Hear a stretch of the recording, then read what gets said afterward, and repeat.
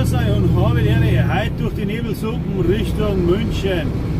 Nächster Stopp wäre dann Moosburg, glaube ich mal. Und dann fahren wir ein bisschen Oberbayern spazieren und dann wieder warten.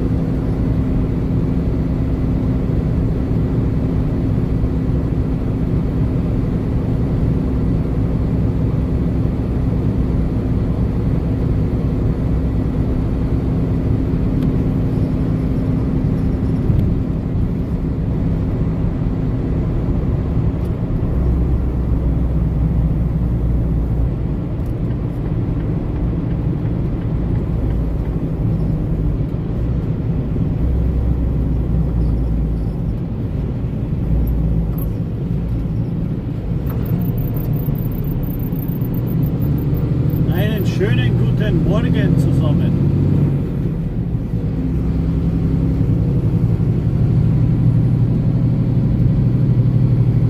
Einmal ein suboptimales Wetter, so wie es ausschaut. Autobahn, wie schlecht das nur wird. In der Kamera sieht man es nicht so arg gut, aber man sieht, dass man nichts sieht.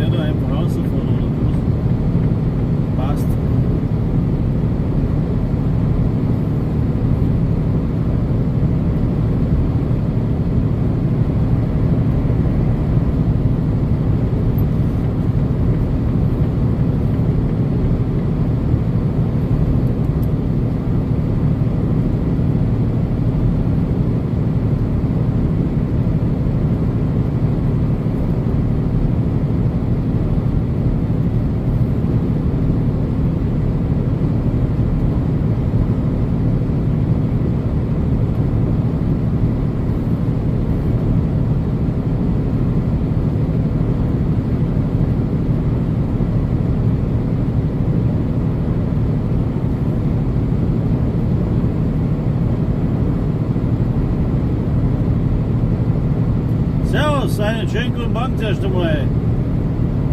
Was ich drauf habe, happy für den Papi, also Essen praktisch für Gastronomie. Und jetzt geht es Richtung Moosburg, also grobe Richtung München. Dann Münchner Flughafen, ein bisschen dumm rum Richtung Landshut.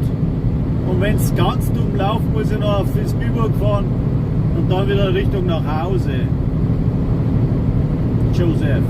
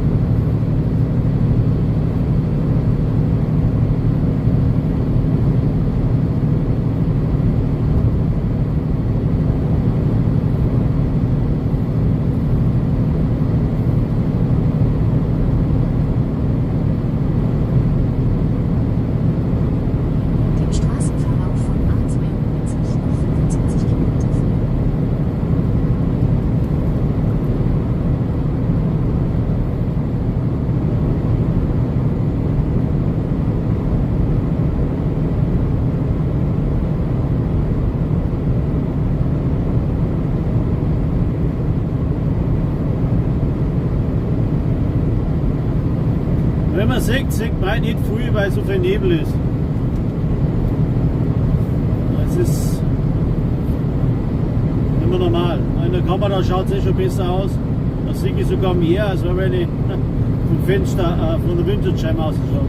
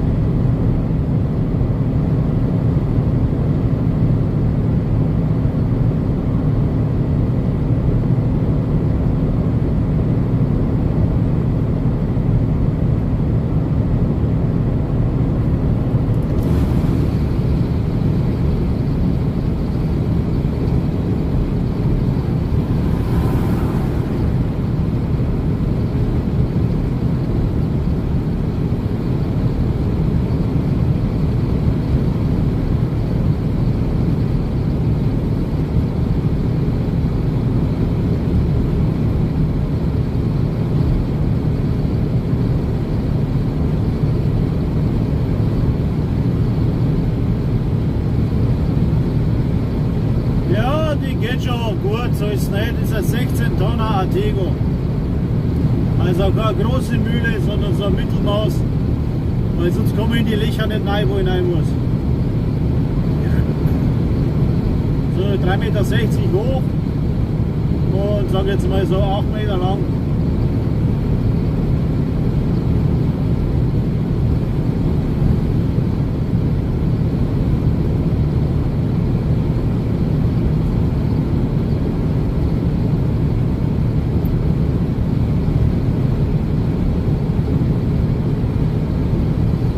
Dass das so brummt, da kann ich nichts dafür, weil das Mikro Scheibengeister hat. Ja. Ich habe es einmal probiert mit einem Bluetooth-Mikro, aber das haut dann noch schlechter hin, weil dann versteht man mich nicht. Aber hier geht es ja so am besten eigentlich.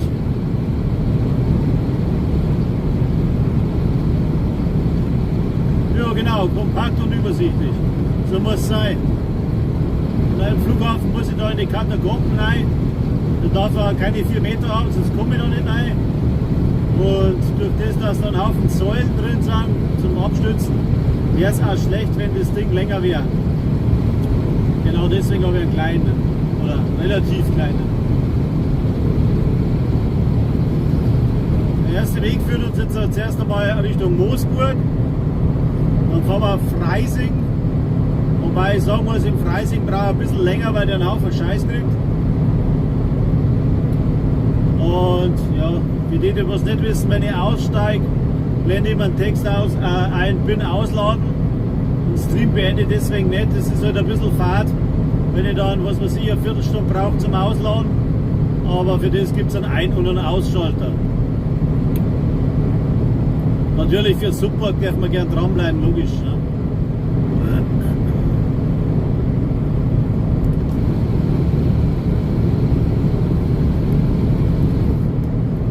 Jetzt fahren wir zuerst einmal auf der A92 Richtung Moosburg. Jetzt, wenn ich nochmal Moosburg gesagt habe, dann schieße ich mich. So. Was da so hell ist auf der linken Seite, das ist das BMW-Werk. Das haben sie innerhalb von einem halben Jahr in T-Zug. Und da stehen ja schon wieder Millionen Lastwagen. Wahnsinn.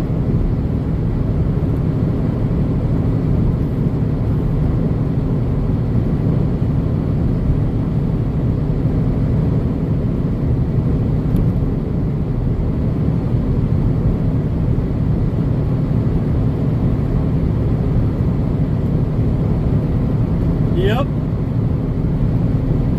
da gebe ich dir komplett recht, aber ich fahre nicht direkt auf München. Ich fahre nur bis auf Erding zum Flughafen. Auf München selber muss ich Gott sei Dank nicht rein. Da wäre ein bisschen spät dran.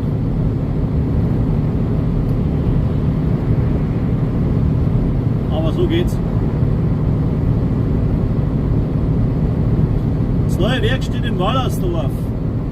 Das ist eigentlich gerade ein Teile-Umschlaglager, aber enorme Größe. Gell? Das ist brutal, was das ausgestanzt haben. Und das nächste, da wo sie super Autobatterien für BMW bauen, das steht in Straßkirchen. Da glaube ich, haben sie, muss jetzt lügen, aber ich habe mal was gelesen von 10 Hektar Baugrund, was da gekauft haben. Sprich Felder weniger. Die Bauern, die was verkauft haben können, die sind natürlich glücklich. Die haben wahrscheinlich ein Saugeld gekriegt dafür. Aber da haben sie auch innerhalb von 3/4 Jahr auch wieder was hingestanzt. Ob sie es dann noch brauchen, stellt sich die Frage, weil so groß wie sie geplant haben, haben sie jetzt tatsächlich nicht mehr gebaut. Und haben da schon den Plan, dass praktisch da was anderes herstellen können als mit den Autobatterien.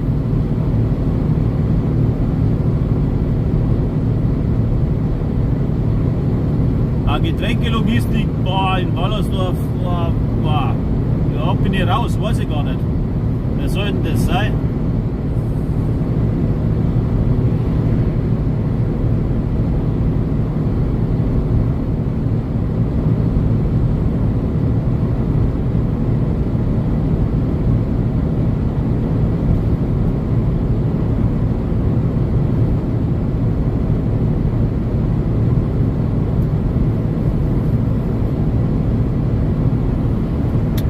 Genau. Edeka, stimmt. Aber die sind schon fertig mit dem Bauen. Aber schon eine ganze Zeit lang. Ja, da haben sie jetzt innerhalb von kürzester Zeit einen Haufen Hallen hingewerkt. Naja, es sind auch wieder Arbeitsplätze, sage ich mal. Was mich bei der ganzen Sache immer ein bisschen stört, sind da immer wieder Felder draufgehen. Ja.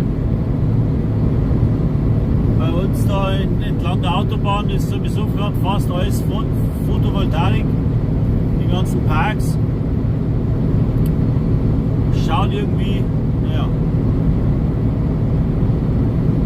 nicht so fein aus, aber naja, wenn man es braucht, gell.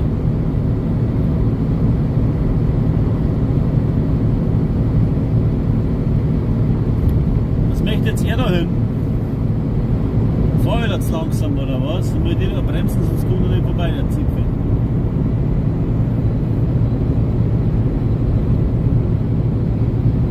Ja, auf dem Beton wächst alles ganz schlecht, ja. Vielleicht noch ein bisschen Moos. Ja. Oh, schau her mal. Den pressiert's, dass er ja vor mir drankommt. Ja. Ist schon recht wurscht.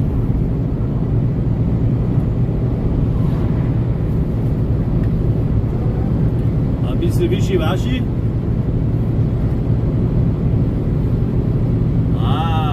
Schaut ja gut aus.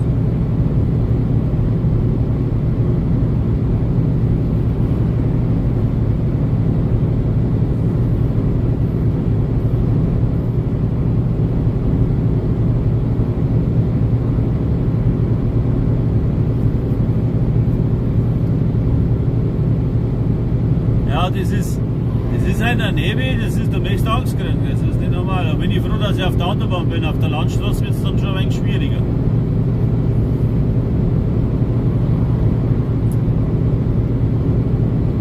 Ja, der November halt.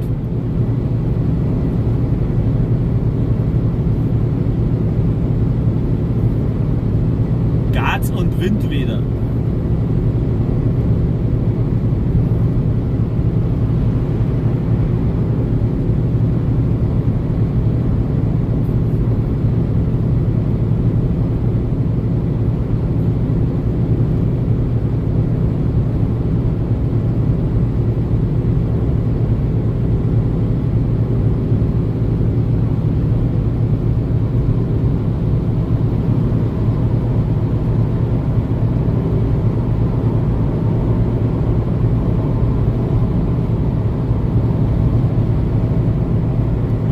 Stehheim oder was?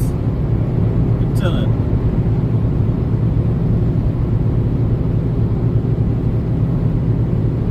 So, 60 Kilometer to go.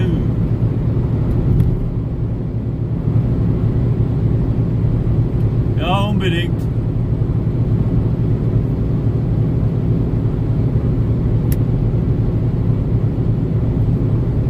Das geht mir auf den Zeiger, da fahren's, ich fahre eh 90, ja. Aber dann fahren sie irgendwie 92, weil sie übertaktet haben oder kein Begrenzer oder anders eingestellt um ein paar km/h und dann müssen sie mit 2 km/h überholen. Statt dass sie ein wenig überbremsen. Ah ja. Bei Bringer tut es nicht, überhaupt nichts.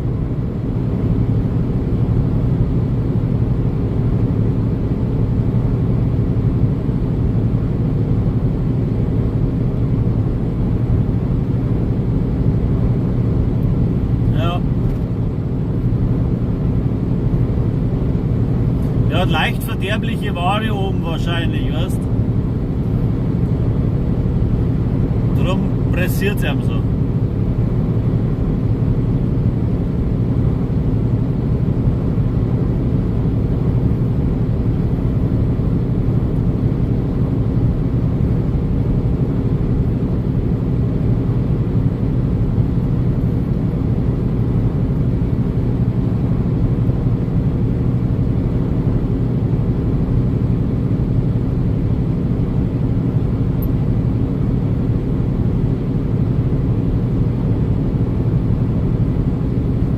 Ich bin auch gespannt, ob es mit der Baustelle dann den Gottesnamen schon mal fertig geworden sind.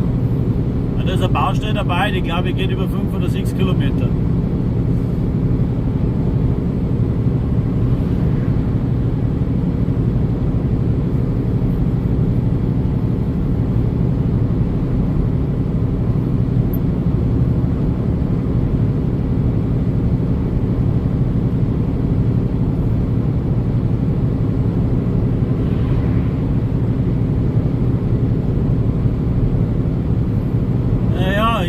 Ich habe mir das mal von einem Mechaniker ein bisschen so erklären lassen. Du kannst das Ding einstellen, also praktisch, genau, bei der Tacho-Eichung, der zeigt 90 an, aber fahren tut das Auto oder der Lastwagen dann 92 oder 94. Ja. Ich habe da ein bisschen zum Drehen. Der Punkt ist der, wenn du abgefahrene Reifen hast und lässt das einstellen und dann tust du neue Reifen drauf, dann geht er schneller. Ja, weil der Umfang von den Reifen höher ist. Das macht dann 1, 2 bis vielleicht sogar 3 km/h aus. Also zur Tachoprüfung mit abgefahrenen Reifen hinfahren, umso viel fertiger, umso besser. Und dann kriegt er neue Schuhe, der Bursch, und dann geht er schneller.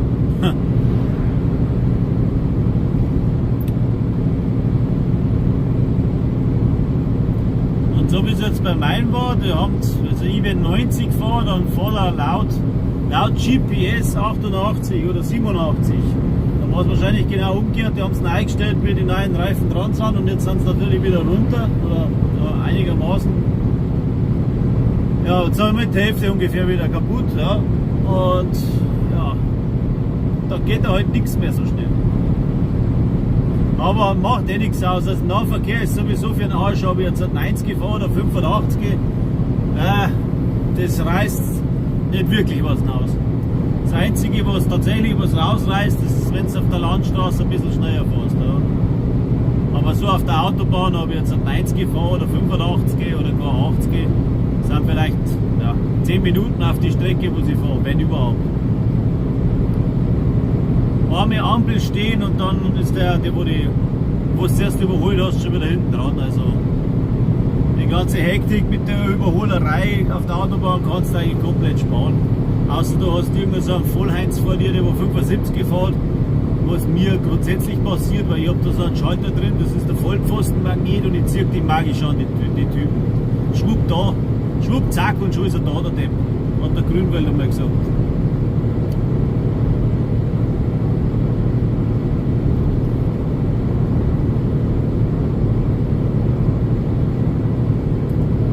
Ich habe Gott sei Dank nichts, ich bin noch clean auf meiner Karte. Das Einzige, was ich ab und zu mal habe, ist Arbeitszeitüberschreitung, weil ich es einfach mit der Pause nicht auf 3 kriege, dass ich die richtig mache. Ich mache die schon, aber das Problem ist, dass ich es halt meistens zu spät mache, und das ist dann, Fahrzeit komme ich hin, aber die Arbeitszeitpause, die spackt da ein bisschen rum.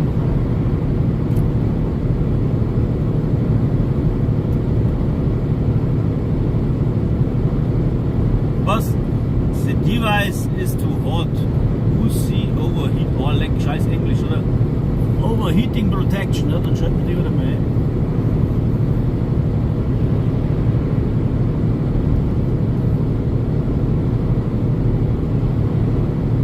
Und wird der schon wieder heiß? Das gibt's ja gar nicht. Das ist ja nicht heiß. Schaut's ja wieder.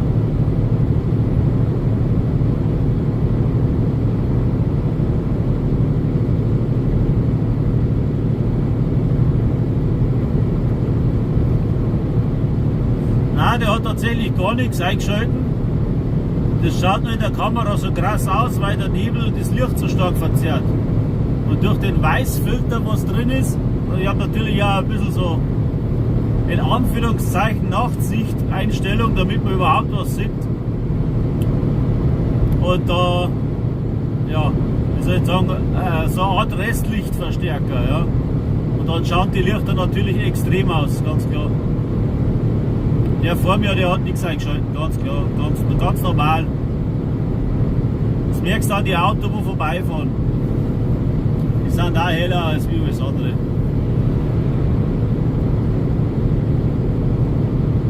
Ah, schon wieder. Was geht jetzt da schon wieder? Er zieht ihm einfach aus, dass er zusammenstauen muss. Und wenn es jetzt ein bisschen heiß, wenn es ein bisschen glatt ist, verstehst du, dann rutscht er noch drauf auch. Die sind doch blöde, die zwei, oder? Das ist schon wieder der Fall. Ja, jetzt denkt man immer, hi, Jan, servus. Sagt man nicht, weil es zu weit weg ist, aber Moment. Sagt man das? 90 und 91. Das ist doch zum Kotzen, oder sowas? Feit's denn da?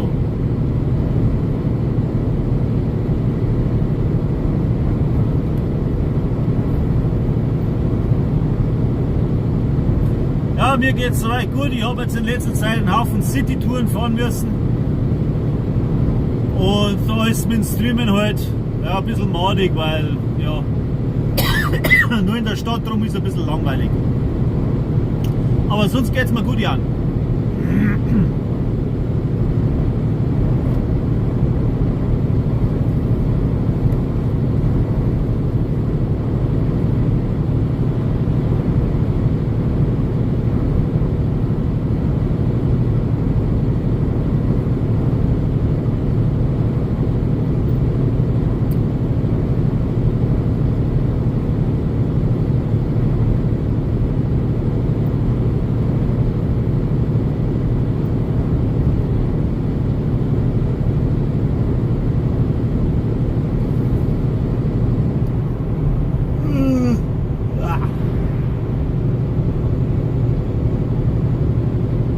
Ja.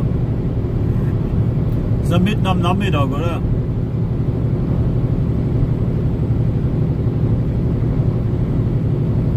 Na, ich bin gespannt, wie lange das ich heute brauche. Normalerweise sollte ich ja bis Mittag fertig sein, aber ich glaube, das ist nichts. Wird nichts.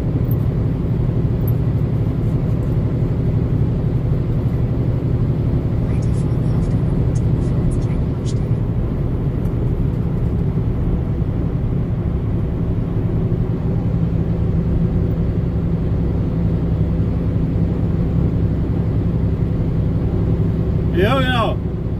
Bist leicht von der Gegend da herunten, ne? Josef. Und die Baustelle, ja, Kreuz hat es noch nicht fertig, das gibt es ja nicht. Ich bin doch schon eine Zeit lang nicht mehr aufgefahren da.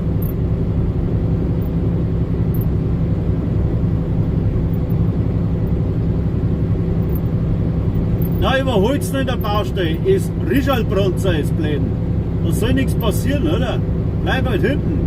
Ich fahr 80 und schneller darfst du auch nicht fahren. Du musst jetzt wirklich in der Mitte fahren, dass du Depp nicht vorbeifährst, oder was? Mei, geh doch scheißen, Alter. Bleib hinten, weil sonst schäbert's wieder.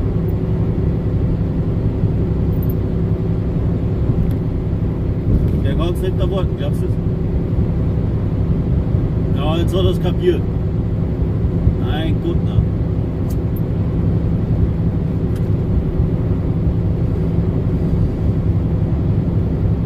Ein wenig weiter in der Mitte fahren, dass hinten bleibt.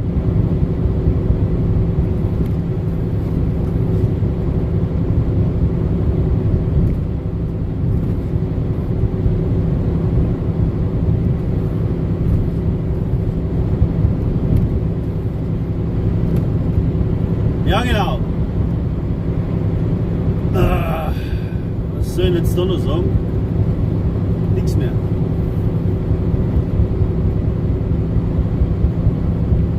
Ah, Edeka-Fahrer, ja, passt.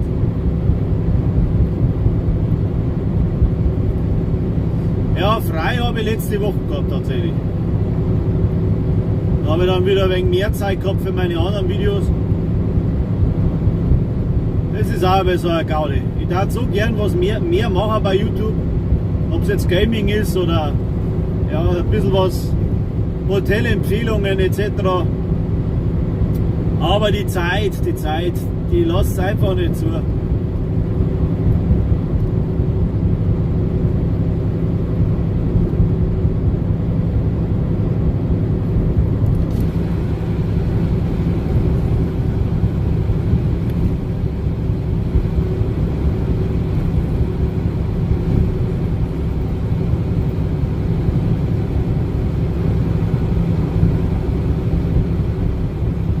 Letzte Woche habe ich ein bisschen was rausgehauen, weil ich wie gesagt Urlaub gehabt habe. Da wird schon was gehen, wenn du Zeit dazu hast. Ja. Oder einfach eine normale Arbeit. Da musst du, was weiß ich, 6 Stunden in die Arbeit gehst. Um 6 Uhr anfangen, um 11 Uhr aufhören ist zum Beispiel ganz gut. Ja, ja.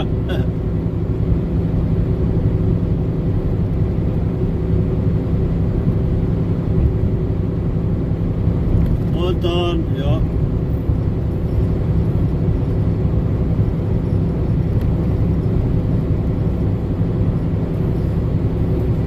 Da kannst du halt ein bisschen was machen. Schon wieder so eine Hammdauer.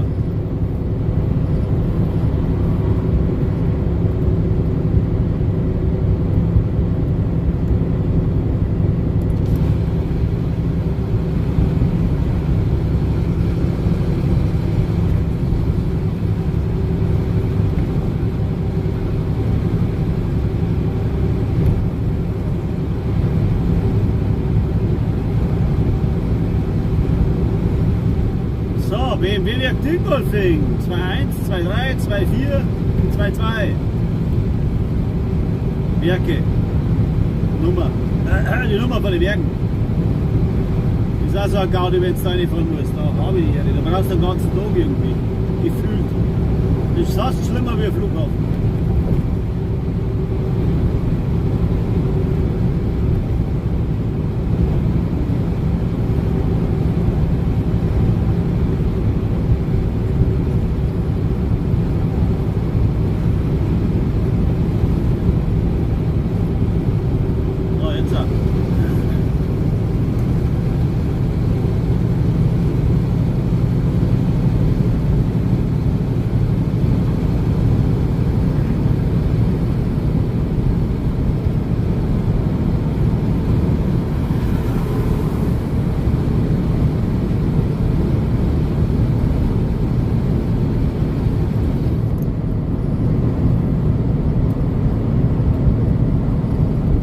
Wir graust schon vor Freising. Da habe ich einen Kunden dabei, die wird tatsächlich fast 2,5 Tonnen Ware.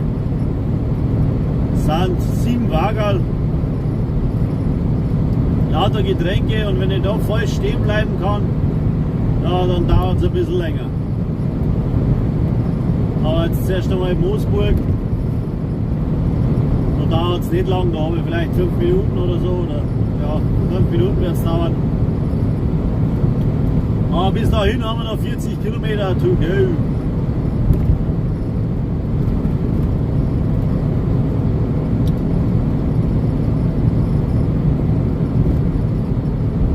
Landshut. In Landshut war ich tatsächlich jetzt auch am Wochenende, da ist die Pumuckl-Ausstellung. Mit dem Kasperl bin ich tatsächlich aufgewachsen, war ganz interessant. Ich habe das ganze Filmset ausgestellt. Fantastisch. War recht lustig, wenn man wieder mal, was sagt man da, ja, wir haben es ausgestellt, die Tassen und was halt damals gegeben hat, so Nachttischlampen, alles im 70er-Jahre-Stil. Für mich ganz interessant, weil wie der Bayerhammer gestorben ist, hat es mich direkt auch ein wenig getroffen. Ja. Held meiner Kindheit.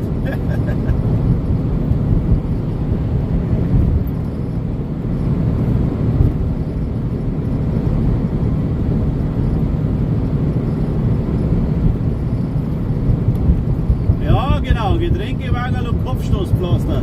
Du musst aber aufpassen, dass dir der Scheiß nicht umfällt, wenn du es ziehst.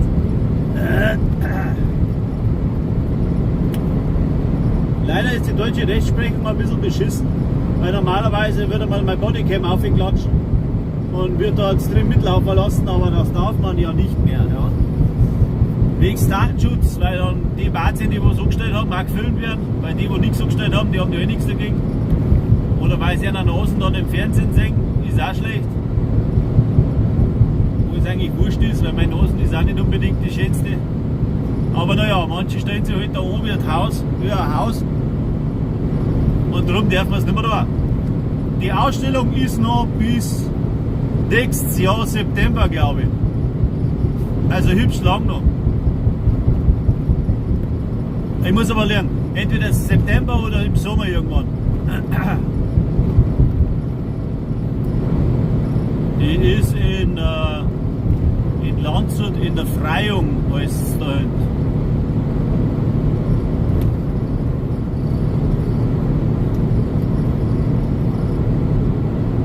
Aber wirklich interessant. Was ein bisschen blöd ist, haben es tatsächlich, also die Pumuckl-Ausstellung ist im ersten Stock und im Erdgeschoss haben es tatsächlich, wie sagt man jetzt das vorsichtig, ja, die Errungenschaften von 1933 ausgestellt, sage ich jetzt einmal so. Die wo halt nicht so prickelnd sind, die zwei Themen, die passen halt so irgendwie überhaupt nicht zusammen, meines Erachtens, und das ist schon ein wenig deppert. Mit Bebilderung und Orden und Granatsplitter und was nicht was noch alles. Das war im Erdgeschoss. Ja. Das kostet nichts. Pumuckl-Ausstellung kostet dann 6 Euro. 6 Euro für den Erwachsenen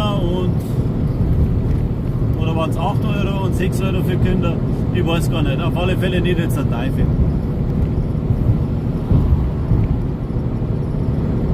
Da haben sie halt ausgestellt, welche Koryphäen 1933 in Landshut so stationiert waren. Wo es jetzt mich tatsächlich so überhaupt nicht interessiert. Aber naja.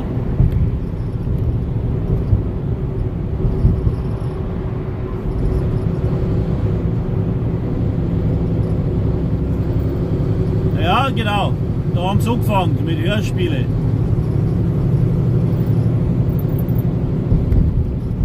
Auf B1 habe ich tatsächlich nicht mitgekriegt, weil wir haben kein Radio nicht gehabt. Aber ich weiß dann tatsächlich erst die blauen Pumuckl-Kassetten, das war der Anfang. Da hat mir mein Vater mal eine mitgebracht. Dann habe ich wenigstens ein wenig Kassetten hören können.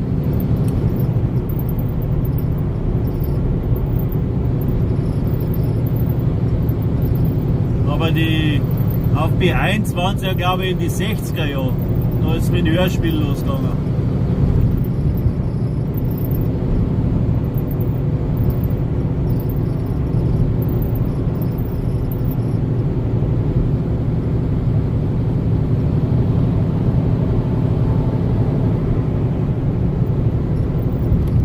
Ja, da bin ich zu jung für das, dass ich das noch direkt live mitgekriegt habe.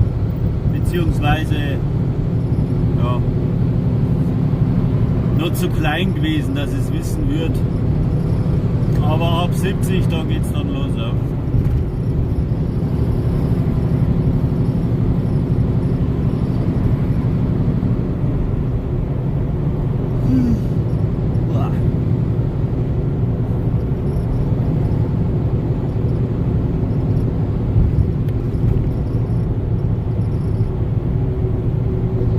Ja. Bei mir ist es ein bisschen später, ich sage jetzt mal fast, ja, 78 so ungefähr, da werde ich meine ersten Kassetten gekriegt haben.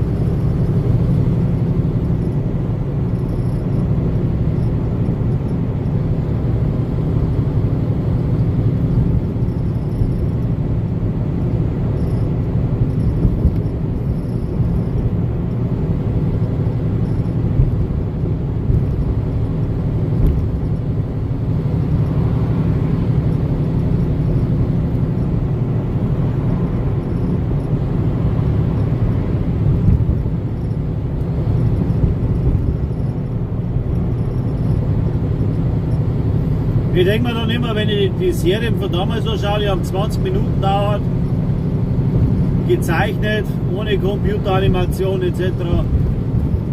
Also, ich weiß auch nicht, aber ich finde das einfach für die Kinder tatsächlich, ja, sinnvoller zum Anschauen, als wir jetzt die neuen modernen Sachen, was nur noch Computer generiert ist und was jetzt heutzutage im Fernsehen für Kinder abläuft, das ist, weiß auch nicht. Kindsverblödung, sage ich da immer dazu, ja. Aber, naja. Meine Kleinen, die schauen sich das auch noch an. Aber die sind tatsächlich die alten Serien tatsächlich lieber, ohne dass ich was gesagt habe. Man muss ja nur sagen, und wenn sie es dann aussuchen dürfen, dann nehmen sie eher was, eine alte Serie, als wie irgendwie so Piff, Puff, Puff. Computeranimationszeug. Habe jetzt letztens erst tatsächlich Pumuckl-Serie angeschaut, da trinkt der Pumuckl ein Bier und der Eder ist in der Badwanne drin, dann sieht man natürlich oben ohne, weil er halt so hübschartig in der Badwanne drin ist. Das da zum Beispiel in der heutigen Zeit bei einer Kinderserie schon wieder überhaupt nicht mehr geht. Ja. Ein paar so Sachen hat er dabei, die wo früher gegangen sind und heute sagen sie, oh mein Gott, ja, wie kann man denn nur? Aber dafür geben sie jeden zweiten Manschkerl irgendeinen Puffen in den Händen mit, weiß ich nicht, oder lassen Hunde sprechen und Auto fahren. Ja. Aber da scheiden sich die Meinungen auch, aber ich finde das oft einmal für so einen depperten Blödsinn, was da kommt.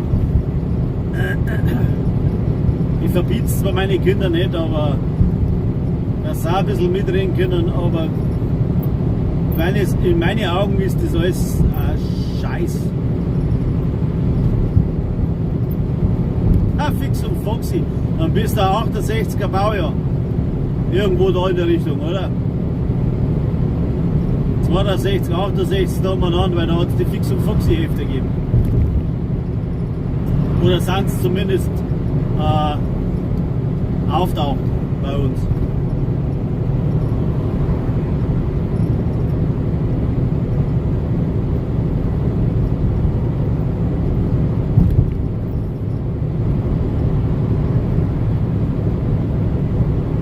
Lieber einen Comic lesen, weil da muss man ja auch lesen, als wie einfach nur PDA und deppert reinschauen. Und brauchen wir bei den Dingen, wo da können wir nicht einmal denken.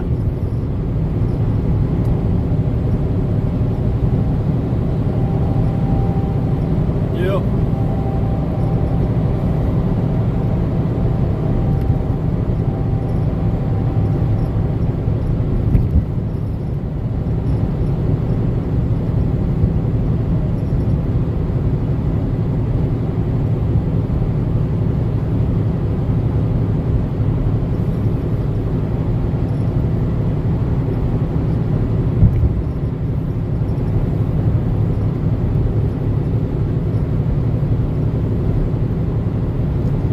Ja, jetzt sind wir ja schon in Landshut, oder fast.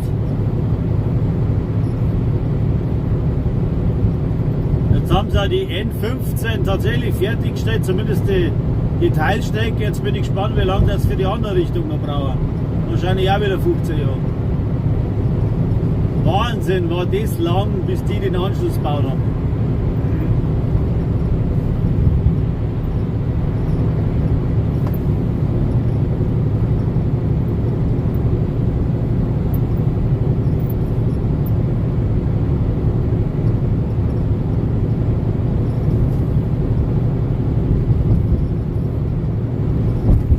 Ich weiß nicht. Ich habe schon wieder runtergeregelt, weil der schleicht wieder dahin. Servus, hi, grüß dich.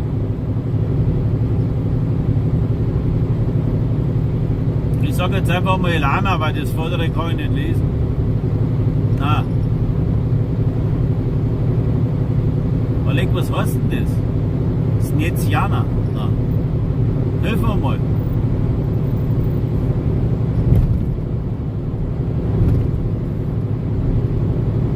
Liest sie irgendwie von der Weiten bis Svetlana.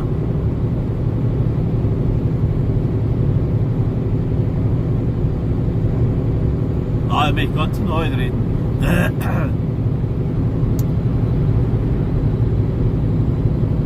Aber Josef kann ich lesen.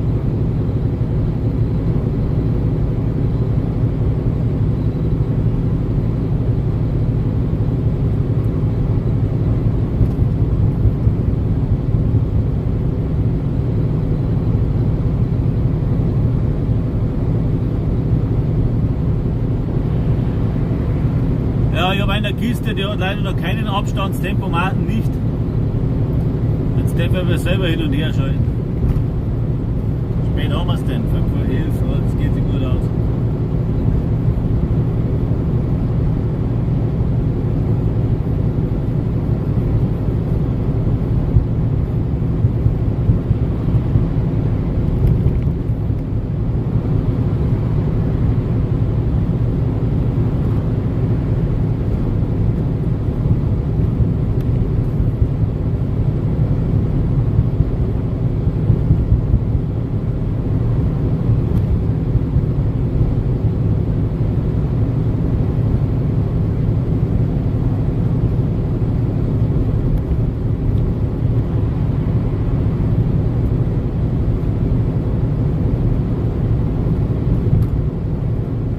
Landshut. Essenbach. Jetzt haben wir noch 220 Kilometer bis auf Moosburg.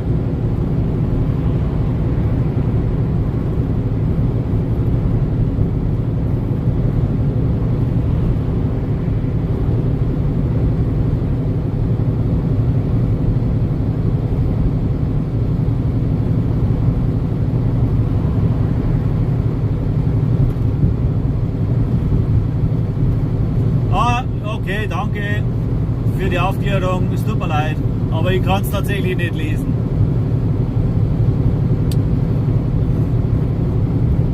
Dankeschön für die gute Fahrt.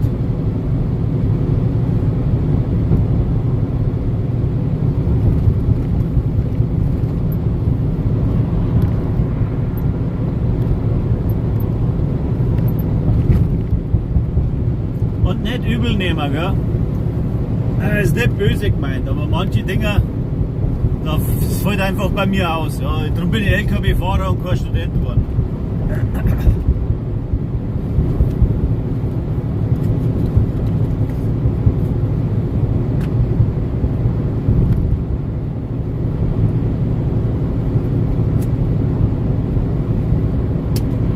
Wobei ich sowieso jedes Jahr in Kroatien bin, weil es da einfach gut ist. Ein bisschen teuer sind zwar die Burschen.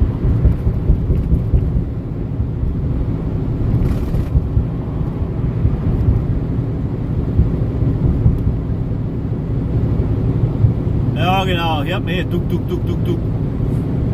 Das ist die zusammengestoßene Plattenautobahn.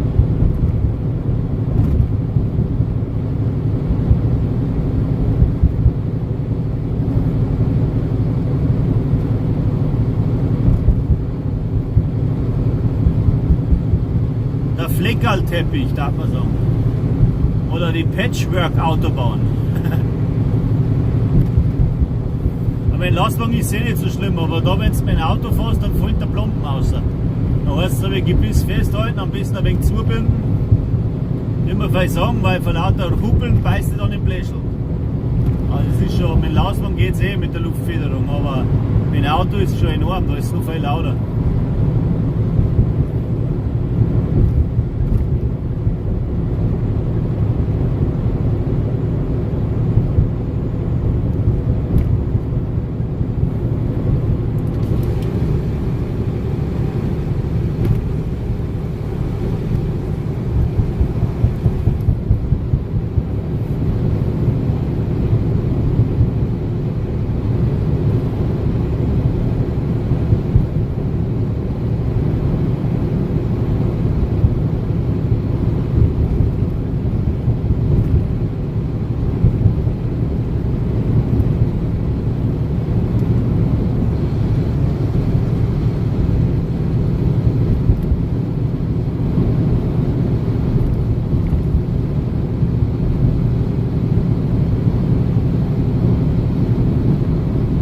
Auf der 94er oder wo, zwischen Neudenning und Minga, ja, der 94er sei. Weiß ich nicht, da komme ich ganz selten hin. Die 94er, die fahre ich eigentlich gerade zwischen, ja, was war jetzt das? Auf alle Fälle bei Dorfen fahre ich runter und bei, gute Frage, nächste Frage. Ich weiß gar nicht, wie die Auffahrt erst mal auffahren muss. Paarstetten jetzt auch. Bei Paarstetten fahre ich auf und bei Dorfen fahre ich wieder runter bei der 94er und das Stückchen, muss ich sagen, ist ganz gut.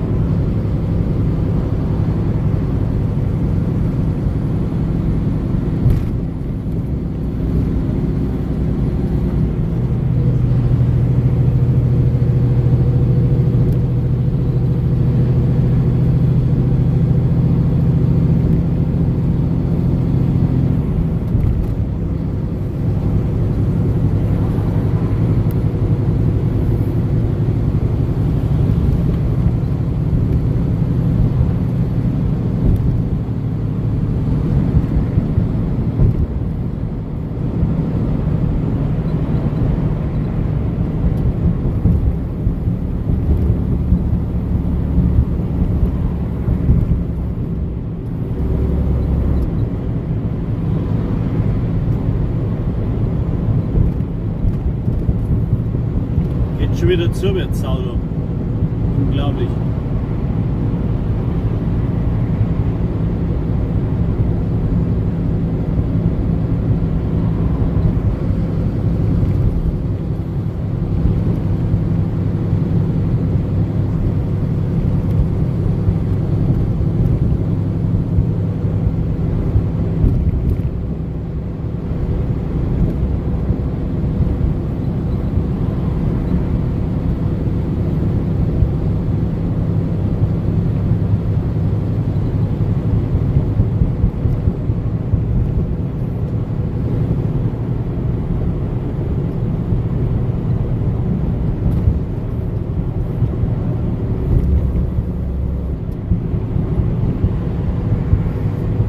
Servus!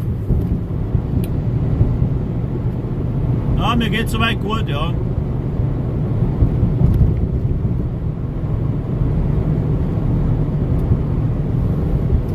Ja, die habe ich verscheucht, ja. Scheint so. Oder auch nicht. Es sind aber stille Zuseher da. Ronny, alles gut soweit, ja? In letzter Zeit habe ich nicht so viel also noch nicht so viele Touren gefahren, die wo man hätte streamen können, weil es auch City-Touren waren. Einen knitterfreien, ja, der ist gut.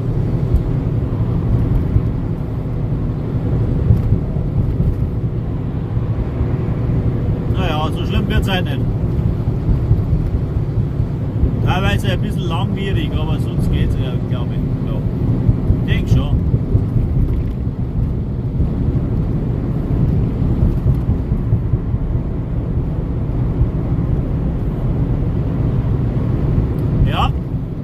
Das habe ich auch. Kann ich nachvollziehen.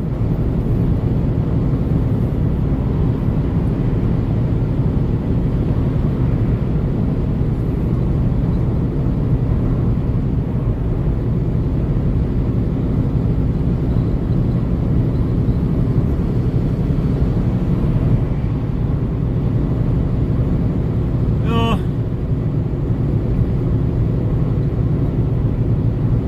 Was soll ich jetzt da dazu sagen, gell? Wenn du früher aufstehst um 12:30, da ist dir da schon nicht so gut. Dann trinkst du den ersten Kaffee und schaust da in den Spiegel und denkst dir, oh mein Gott, was ist jetzt das für eine Mumie? Dann tust du mal auswaschen und denkst dir, ja, wird schon ein bisschen besser, ja. Jetzt bist du dann schon eher Gammelfleisch mit Folie rundum, aber so. Zumindest hat sich dann einmal die Mullbinden schon ein wenig vom Gesicht gelegt. Dann spare ich einmal 2 Stunden oder so. Dann irgendwann wird das Hirn auch ein wenig fit. Und bis ich dann in die Arbeit fahre, bin ich wieder einsatzbereit. Ja. Aber jeden Tag, wow. Aber momentan, ich glaube, das ist auch das Wetter.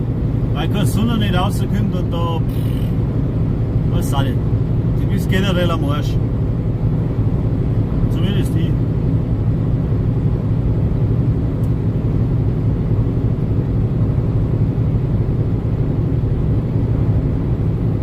So, jetzt hätten wir noch 6 Kilometer. Wird schon.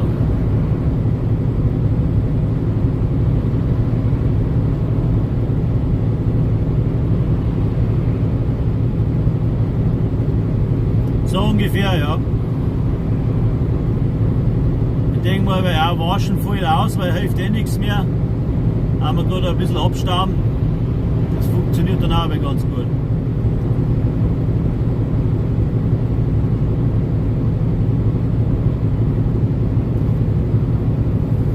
Beim Waschen habe ich Angst, dass sich mein Gesicht auflöst, weißt du?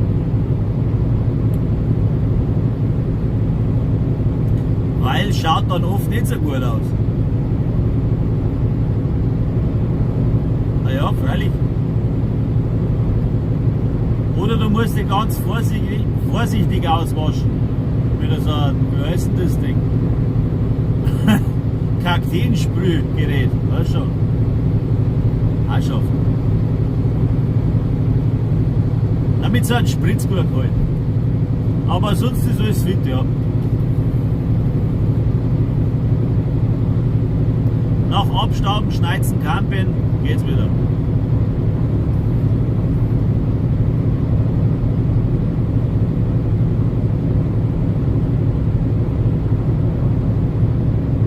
Ja, am Fliederwisch halt. Ja, genau. Wer ist der Schönste im Land? Du nicht, Schleichte.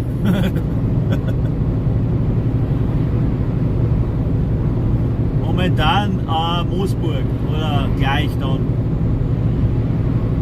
In 3 Kilometer fahren wir runter, dann schauen wir Moosburg ein bisschen an in der Industrie, im Industriegebiet. Und dann fahre ich weiter auf Freising. Sauerstoffmangel habe ich auch schon wieder. Boah. Ich brauche da noch mal einen Kaffee oder so.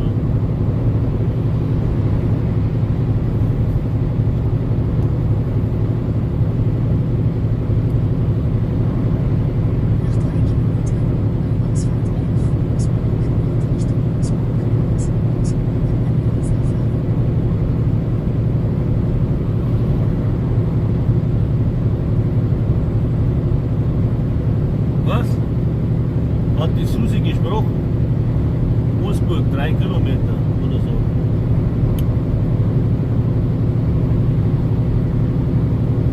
Ja, das war schon nicht verkehrt, Ronny. Ich trinke halt dann auch Wasser, weil ich bin Antialkoholiker. Nächstes Jahr, ja, heuer, weiß ich nicht. So, wo ist denn die goldene Mitte in München, gell? Christkindlmarkt Landshut, das war einmal so eine Geschichte. Einfach ein Glühwein, 2, 3, 4.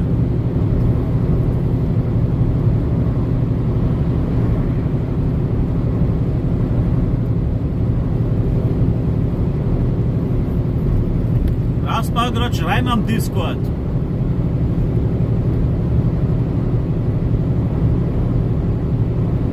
Ist das genau. Ein Discord habe ich auch, der ist bei mir im YouTube-Banner drin oder in der Bio. Ja. Jeder, der mag, kann gerne mal vorbeischauen. Am besten Feldweizen Community, weil das andere sind Zocker, Discords. Und ich weiß nicht, wenn einer nicht spielt, dann wird es da ein bisschen fad werden. Aber so einfach Feldweizen TV Discord anklicken, wo mein Logo drauf ist, dann ist man schon nicht verkehrt. Und unter Umständen ein bisschen warten, weil die Zuordnung alles manuell per Hand macht. Also gleich wenn man joint, kann man nicht schreiben, sondern ich muss erst eine Rolle zuweisen. Was ist das? So, Moosburg. Man möchte es nicht glauben, fast eine Stunde bist du schon da.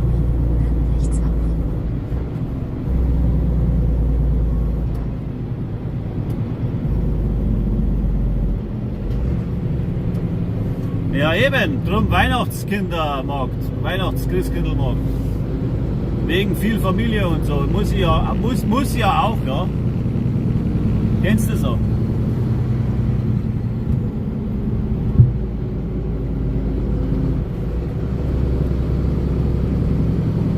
Muss ja auch dürfen. Ja, starke Zeit, das wenn ich herkannte schon bei uns geht es dazu wie Sau. Weil irgendwie, ich weiß auch nicht. Alles, was das ganze Jahr verpasst haben, müssen sie dann am Weihnachten einschlucken. Und das sind nur Bemengen, dass das so dass das schlecht wirkt. Ja, ich wünsche dir viel Spaß bei deinen Kindern. Ja, hup halt einmal, du Depp. Soll ich wieder aussehen? Den Streckenverlauf 2 Kilometer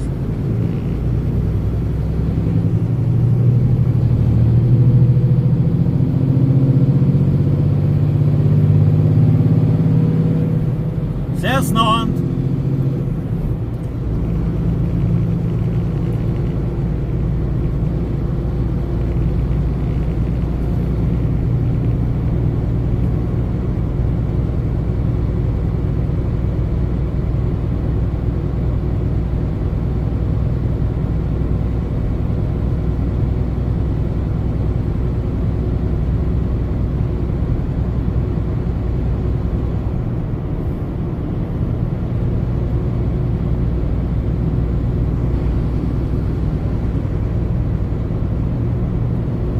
Gott sei Dank nicht überall. Ich fahre nicht nur Getränke, das ist, wie soll ich sagen, Feinkost, alles Mögliche. Bei uns ist vom Klopapier bis zur Wurstsemmel kannst du praktisch alles bestellen.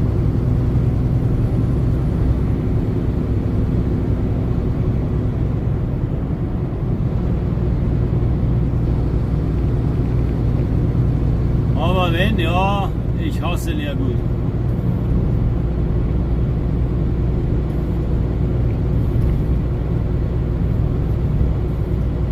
Nach 600 Metern links abbiegen auf die Point.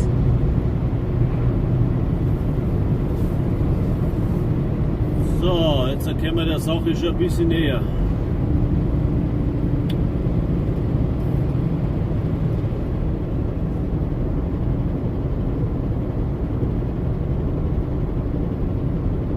Links abbiegen auf die Point.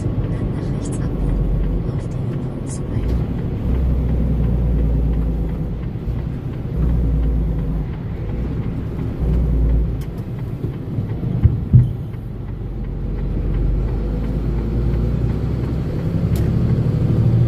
Nach rechts abbiegen, um auf die Point zu bleiben.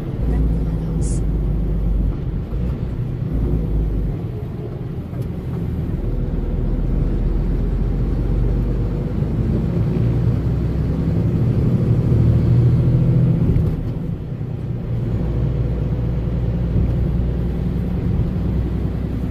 Geradeaus, dann rechts abbiegen.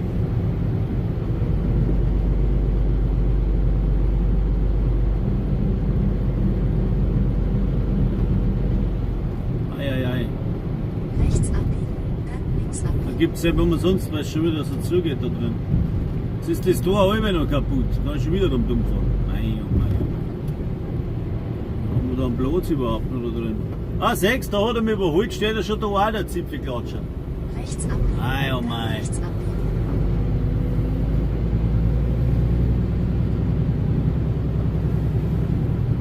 Rechts abbiegen, dann befindet sich das Ziel auf der linken Seite.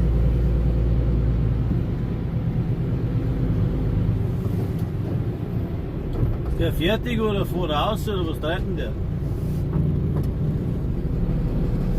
Jetzt wird es auch brutal gern haben.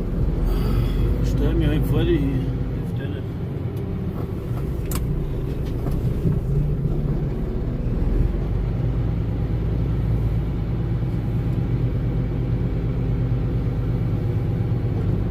Richtung Südwesten, dann rechts abbiegen.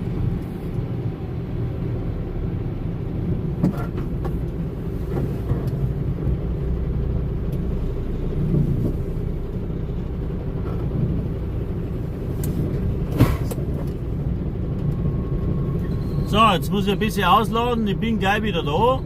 Es dauert nicht so lang. Ja.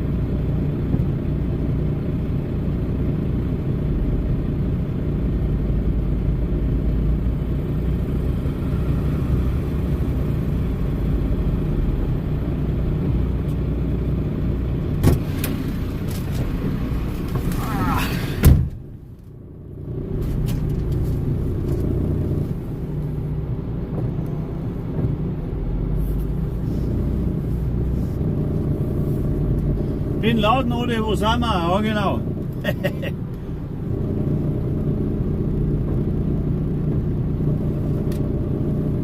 So, wo da wir da jetzt aus? So, Freising.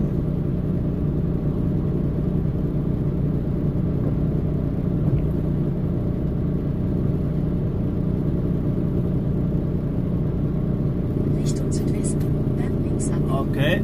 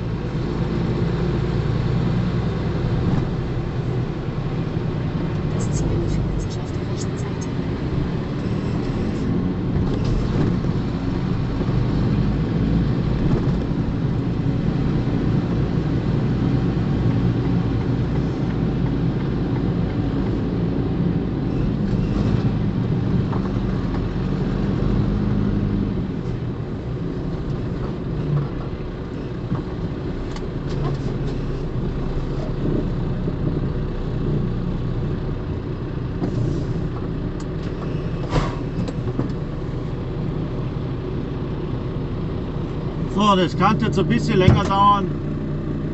Entweder dranbleiben oder schaltet später einfach wieder ein.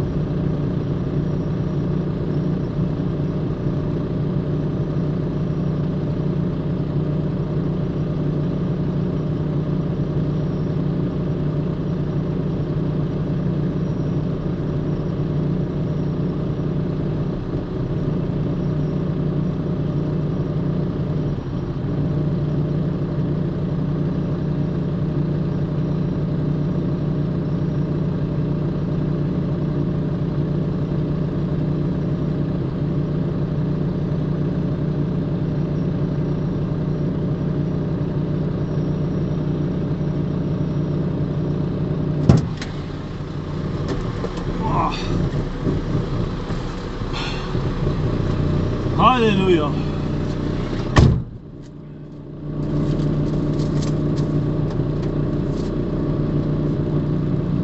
So, jetzt machen wir dann weiter.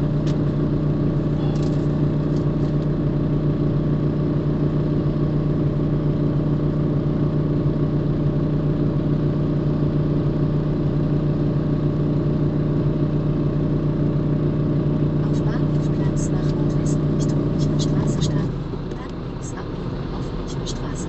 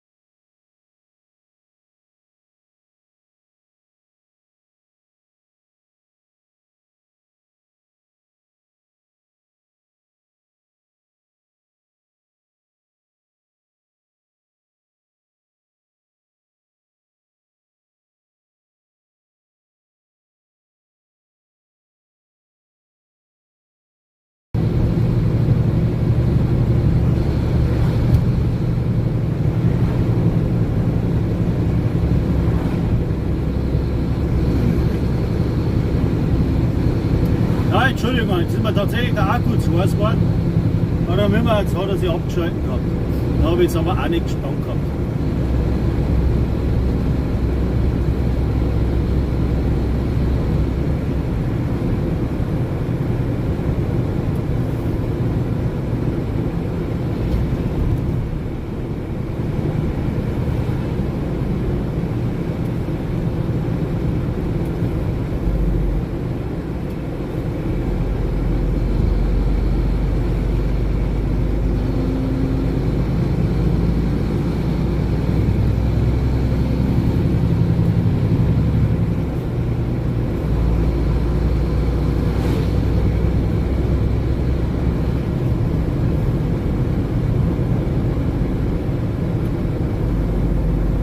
Ja, wie gesagt, jetzt hat sich gerade der Akku verabschiedet.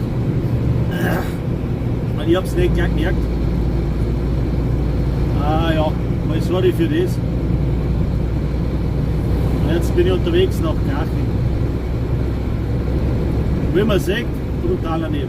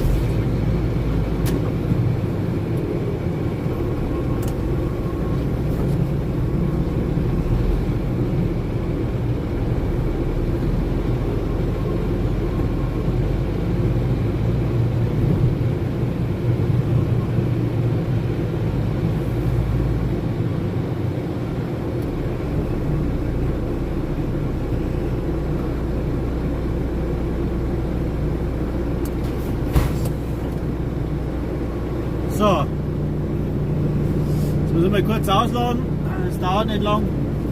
Und dann fahren wir in einen Biergarten in Halberg-Moos. Das war dann der nächste. Bin gleich wieder da.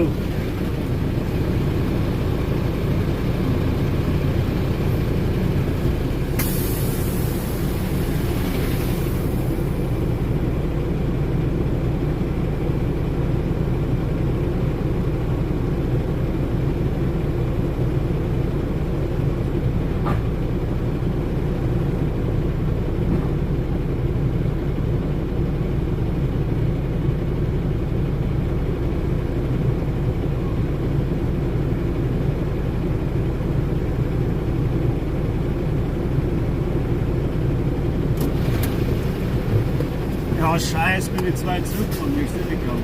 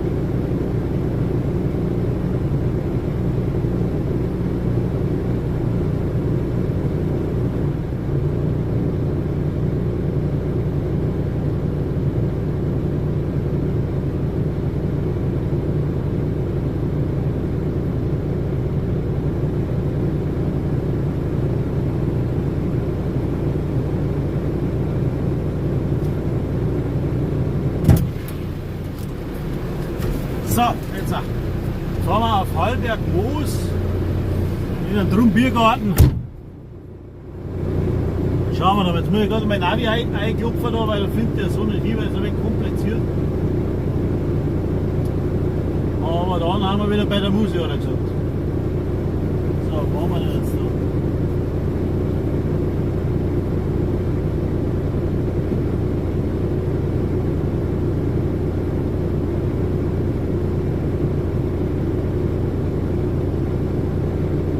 Auf Bolzmannstraße nach Süden steigen.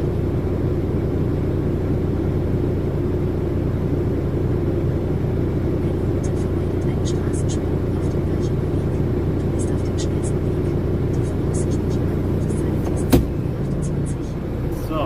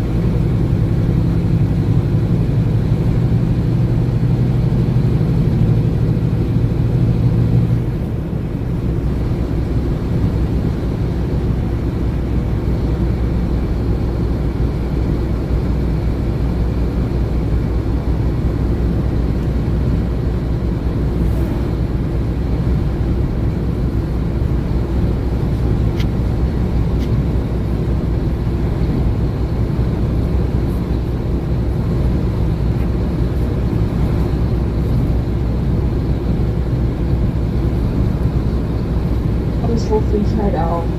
Aber ich glaube, das fällt ihm durch.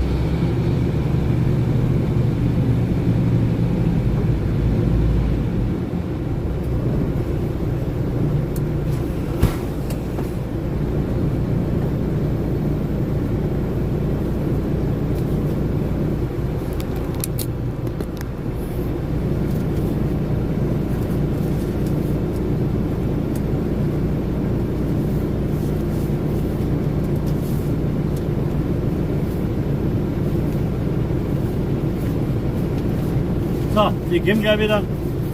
Müssen wir kurz auslaufen.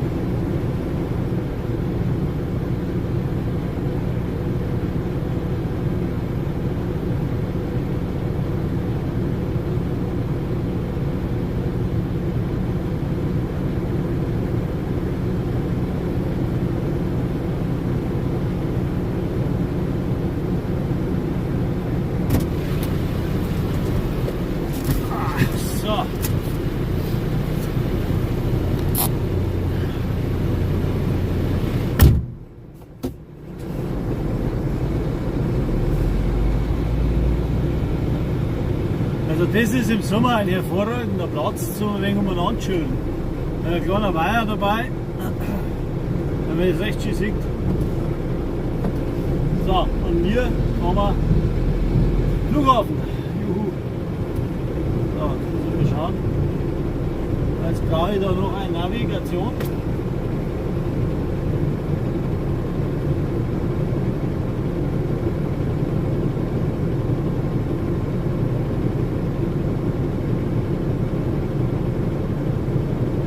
Nach Osten Richtung Weichinger Weg steigen. Dann rechts abbiegen auf Weichinger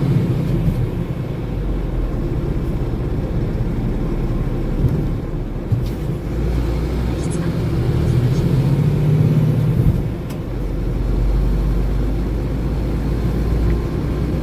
Rechts abbiegen auf Weichinger Weg. Straßensperrung auf dem Weichinger Weg. Du bist auf dem Schanzenweg.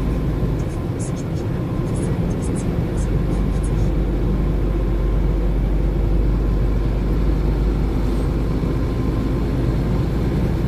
Ich bin in der Pampa auch noch ein Auto daher, das möchte ich nicht glauben. Ne? So. Jetzt wird es wieder lustig. Fahren wir mal Flughafen.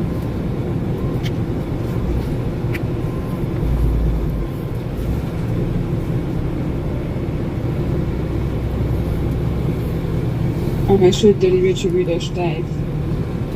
Heute in der Früh so. Ich denke ja gleich wieder mit der Maschine. Ich weiß nicht, was kann ich unbedingt machen. Also die Schuhe so zusammenziehen. Straßenverlauf Weichinger Weg. Ja, einen schönen erfolgreichen Tag wünschen wir dir. Und bei uns jetzt auch.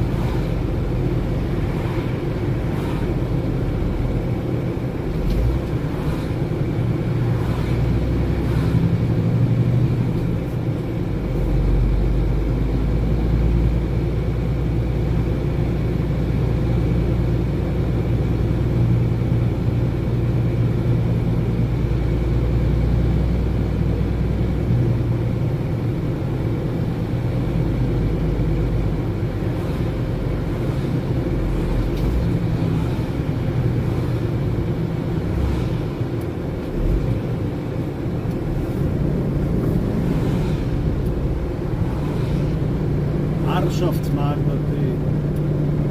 Ich denke jetzt noch wieder Ampel hier, das kann nicht sein.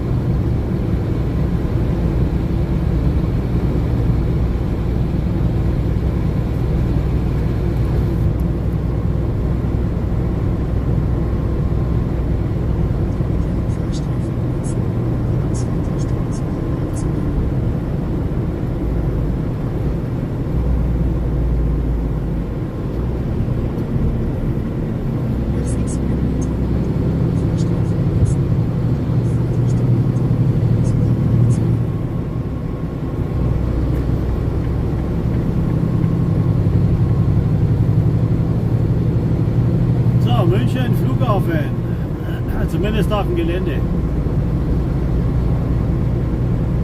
Jetzt habe ich eine Anlieferung ein wenig außerhalb, beziehungsweise am Außengelände, und dann fahren wir Terminal 2. Da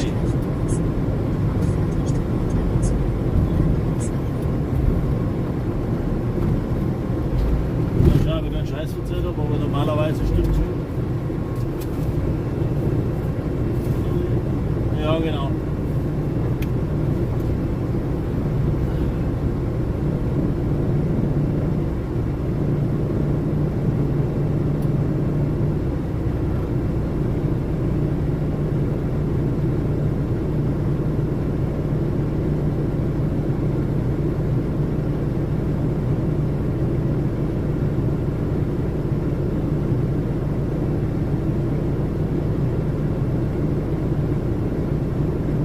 Als wäre eine Ewigkeitsampel da.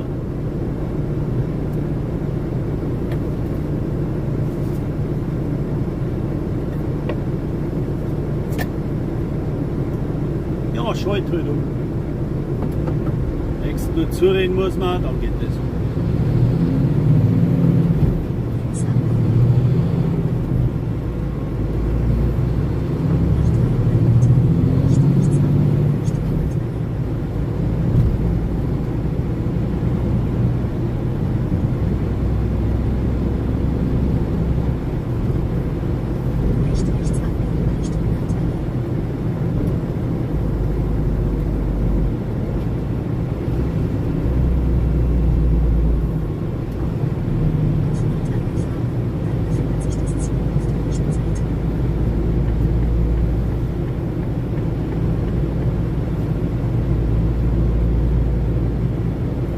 Jetzt habe ich den Navis frisch eingeben. Scheiße. Ja, ganz andere Hausnummer.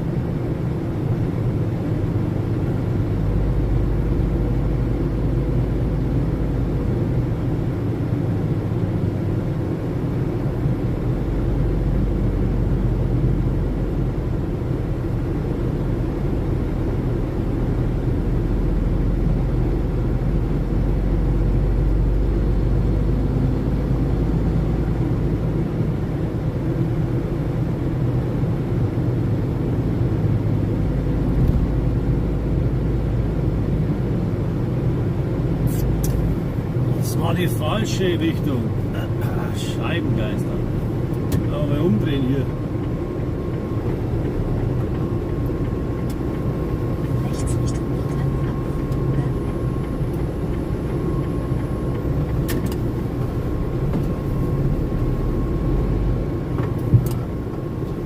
Berlin. So was Blödes. Nach 500 Metern Kreisverkehr geradeaus und weiter.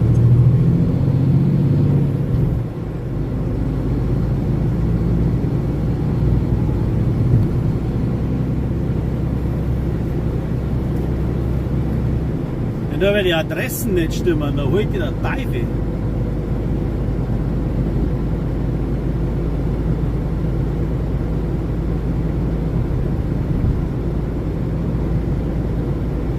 Nur mal schwach spekulieren, wo ich da hin muss.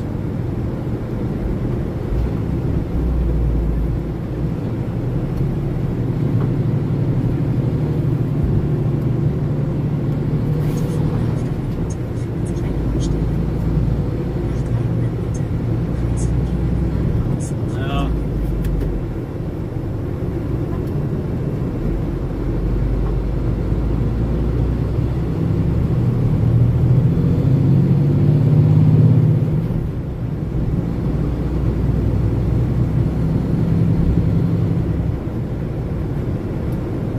Also das war doch da irgendwo. Ah, oder?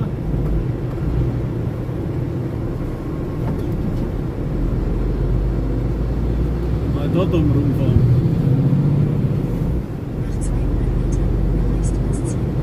Ja, nein, wenn es direkt kommt, dann ist es da hinten drin, oder?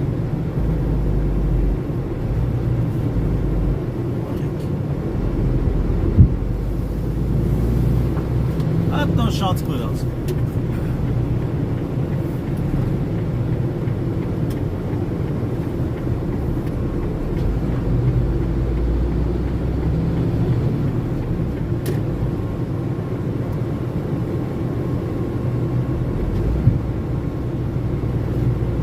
So. Jetzt muss ich mich mal kurz anmelden, dann bin ich gleich wieder da.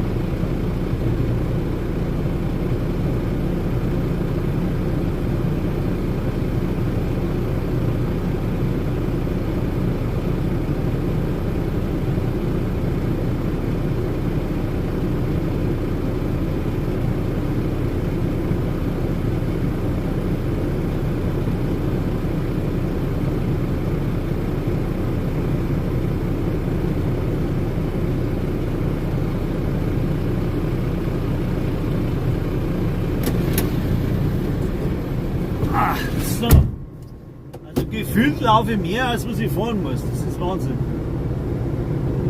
So. 1, 2 oder 3. Ob du richtig stehst, zeig dir, wenn das Licht angeht. So. Dann mal die 3.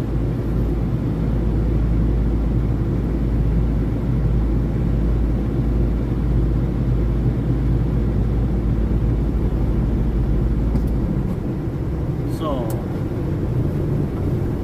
Okay. Was haben wir denn jetzt da? Jetzt muss ich da mal schnell. So. So, ich muss jetzt ein bisschen ausladen beim Flughafen. So.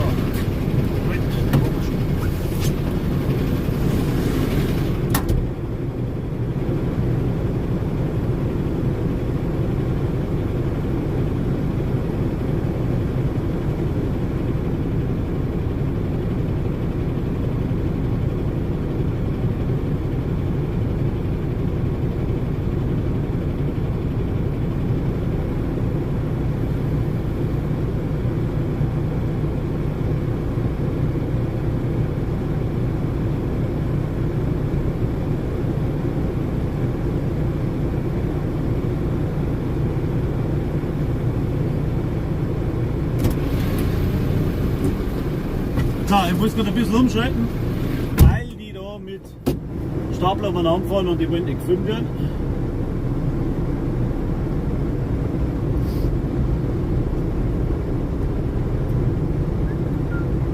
Dann fahren wir noch Geräusch, wenn es geht, noch 5 Meter.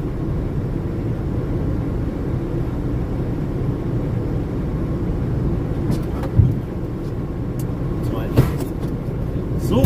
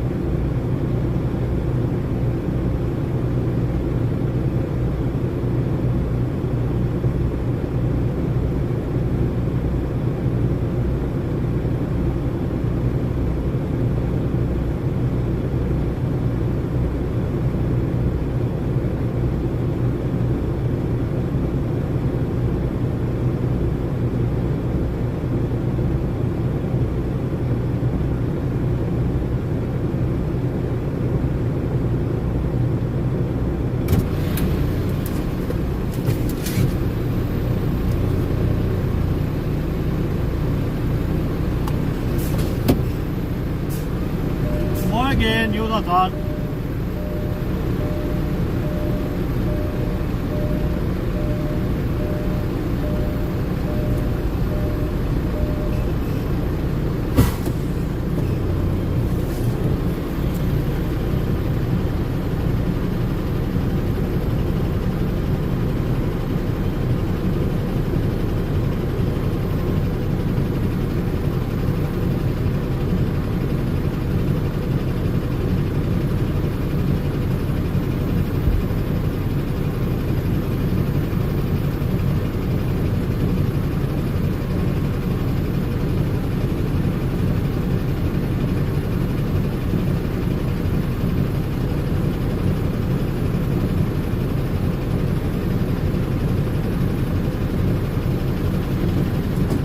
Ah, so, jetzt aber.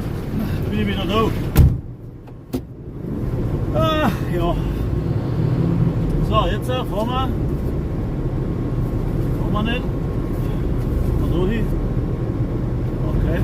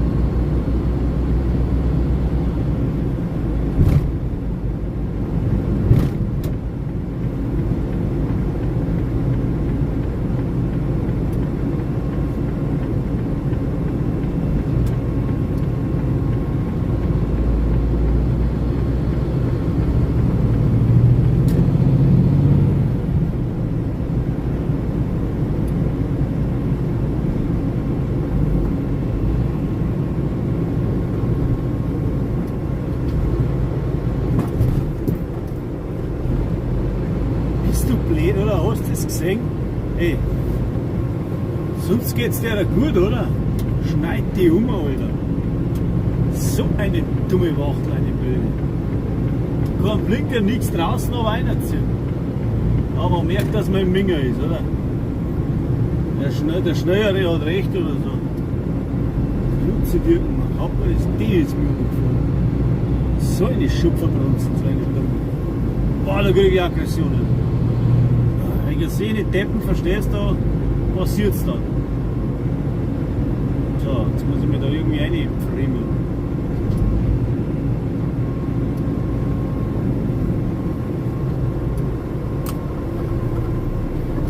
Das Glück ist mit den Dummen und sucht seinesgleichen. Echt wahr. So, wie jetzt der Kämmer wieder. Die habe ich gar nicht gesehen. Wie ich hingeschaut habe, hat es nicht blinkt. Ganz einfach. Fast ums Eck gekommen, steht schon da. Oder gerade umgeschnitten hat. Oh, Wahnsinn. Und die, wenn alles ein beschissen parken da, steht sich gleich in der Anlieferung rein, weil dann kann die nicht hinfahren und kann das wieder mit heim.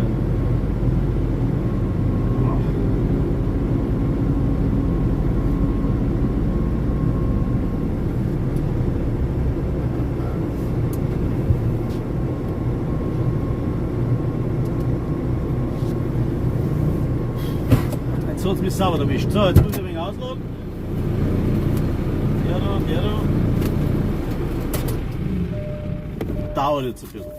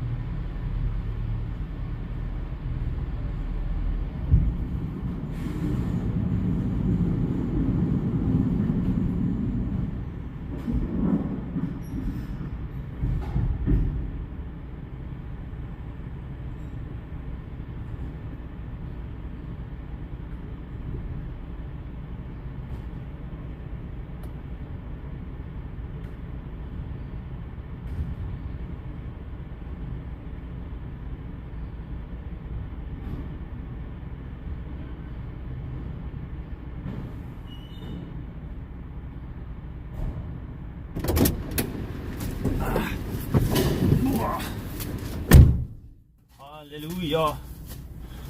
Ja, sag ich. So.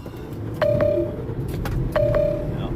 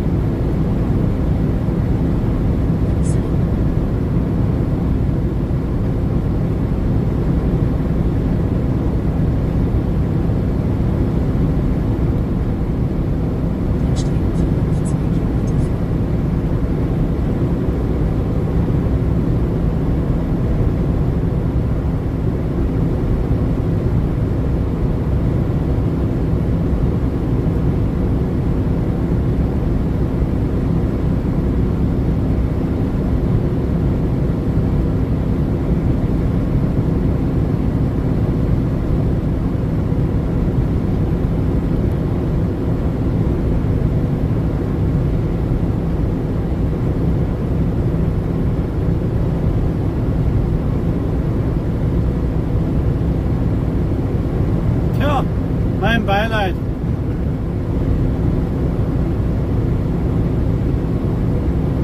Ist nicht lustig.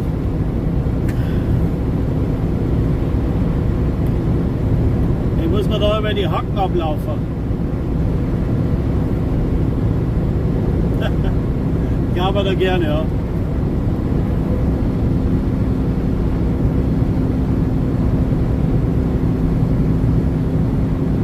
Nach 6 Kilometern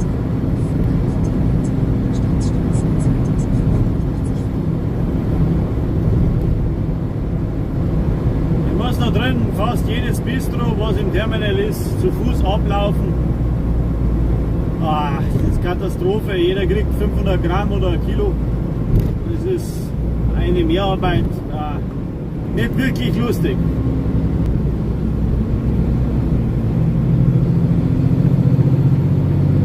Den Straßenverlauf 508 Meter nach 4 Kilometer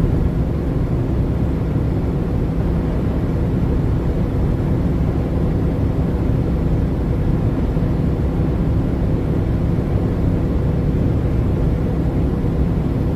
Da ist es 16 Tonner.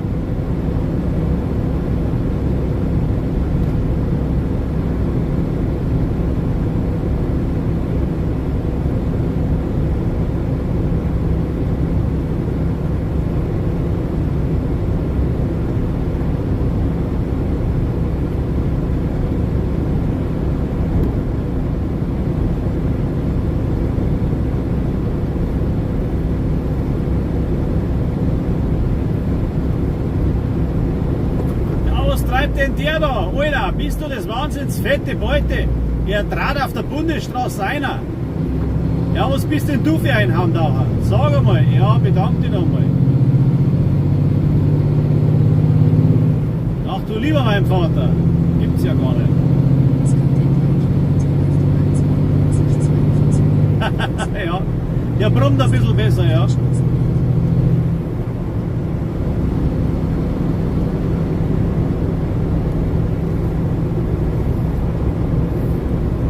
Boah, da stinkt's wie Sau.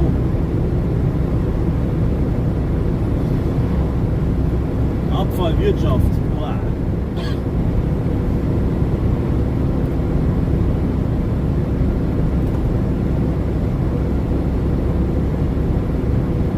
Ja, da ist schon wieder Stau. Warum ist der Stau? Aha. Ich tue jetzt blöd zum Fahren werden. Naja. Hilft nicht. Was weiß ich, wie der heißt. Keine Ahnung. Aber da dampft es ganz schön.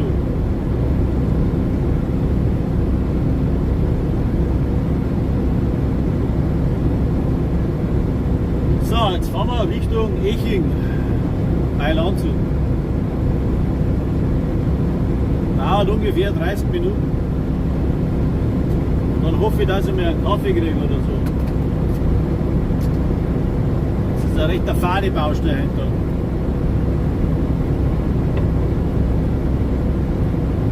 Ah, du wohnst in Erding? Ja. Da bin ich dann morgen. Also in Erding direkt. nach 600 Metern rechts auf Das ist morgen Donnerstag, oder? Ja, ja genau. Ja, da ist die Feuerwehr. Ist jetzt da die Auffahrt gesperrt, oder?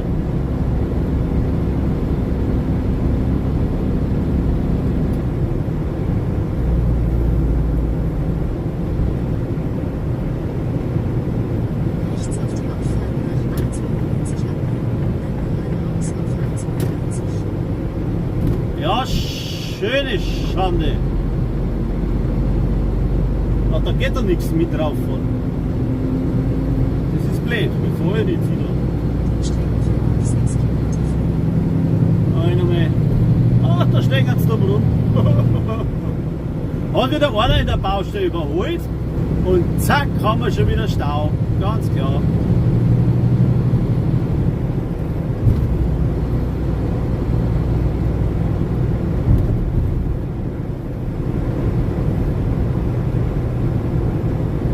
Schleichwerbung. Der Hörndl kenne ich nicht, tatsächlich.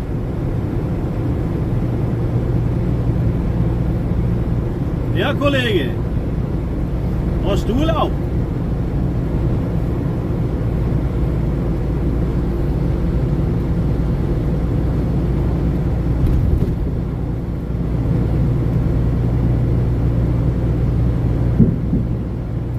Aha, wo ist das?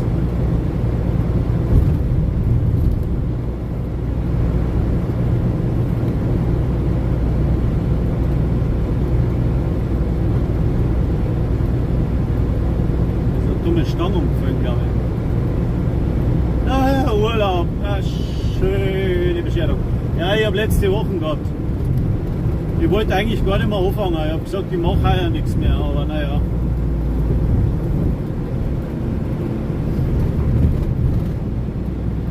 Jetzt fahre ich dann doch wieder.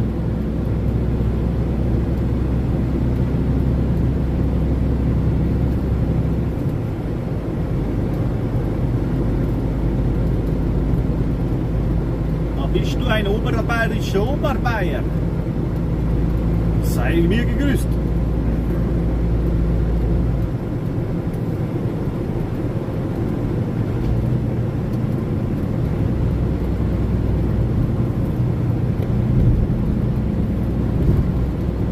Der wird noch gerade Landstraße auch fahren, Himmelherrschaftszeiten. Weil wieder alle auf der Autobahn zum Blöd zum Fahren sind. Oder zumindest einer was.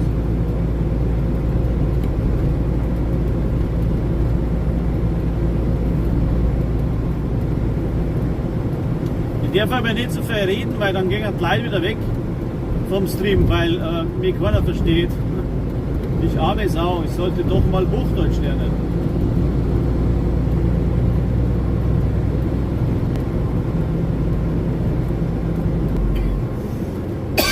Wo fahren wir jetzt hier um?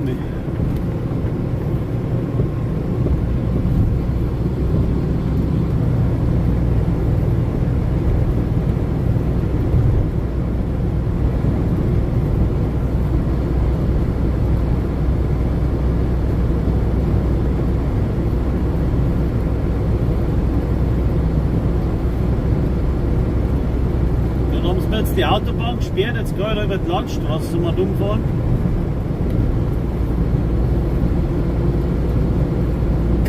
Zieht sich das weg. So.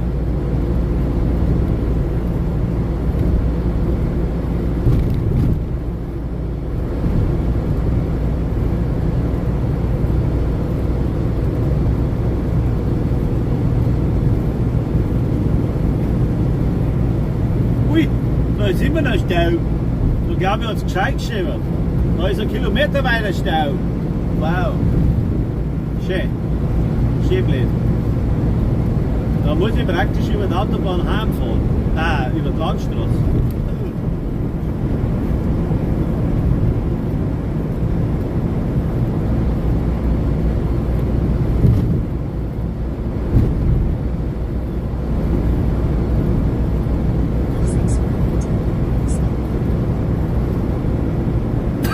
Wo bin denn ich jetzt da?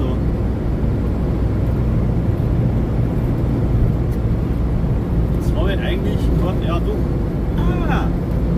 Da fiel in die Schuppen von den Augen, jetzt kenne ich mich wieder aus. Oh ja, so viel Umweg ist es gar nicht.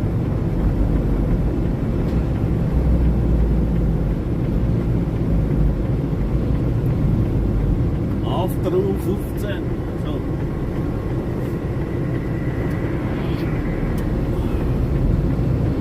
Das war ein E-Auto.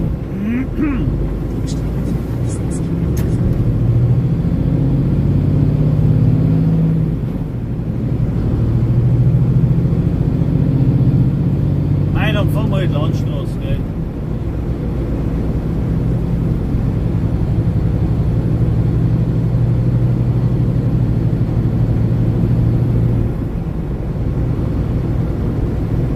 Also was jetzt da kommt, habe ich überhaupt keine Ahnung nicht. Ja, freilich. Aber muss zu Fuß wieder heimgehen, weil ich darf nicht Retour fahren, weil ich GPS überwache. War da auch ein wenig blöd. Aber ansonsten, mitfahren, überhaupt kein Thema. Jetzt bin ich bei langem Preising in der Nähe.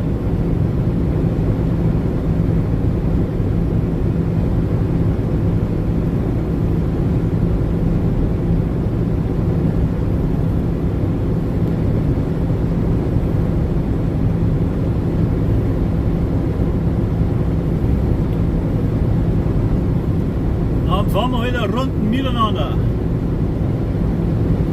Oder wenigstens jemand zum Quatschen. So ist mir bei Brutalfahrt.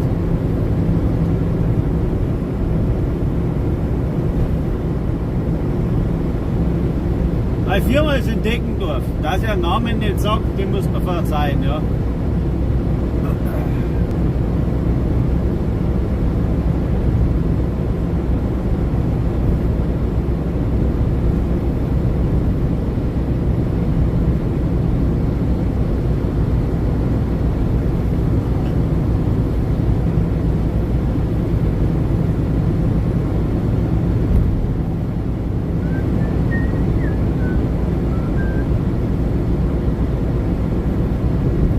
Ja, zu Fuß auf alle Fälle.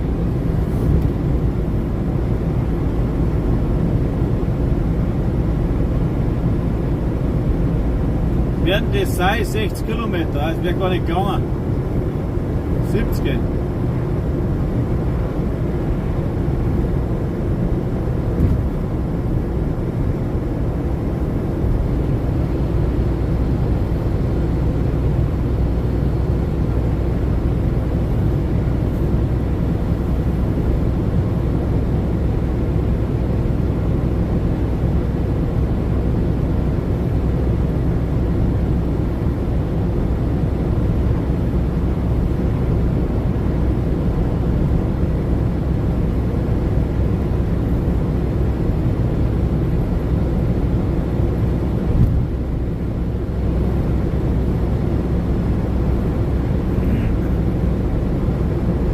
Was? 105? Bist du das wahnsinnsfette Beute? Dann brauchst du zwei Paar Turnschuhe. Nein, das geht nicht. Kann ich nicht verantworten.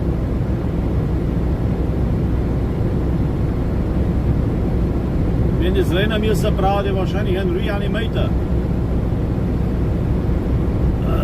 Einen Wiederbeleber.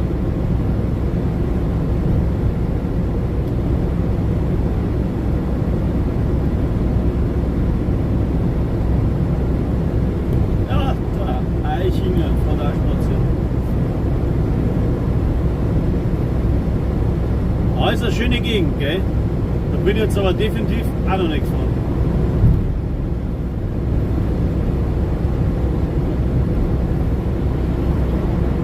Dass du überall hinkommst, wenn die Autobahn gesperrt ist, gell?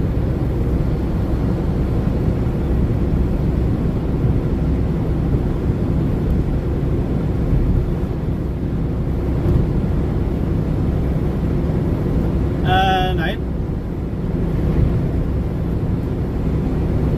Mit dem kann ich nicht dienen.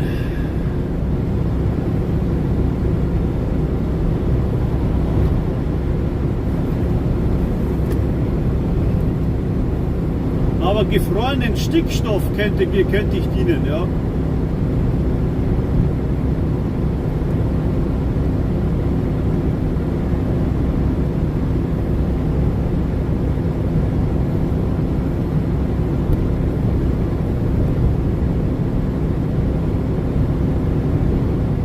Nach 600 Metern geradeaus auf Berliner-Straße.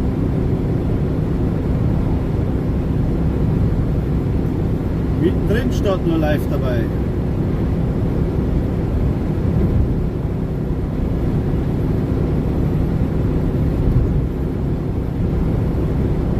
Geradeaus auf Berliner-Straße.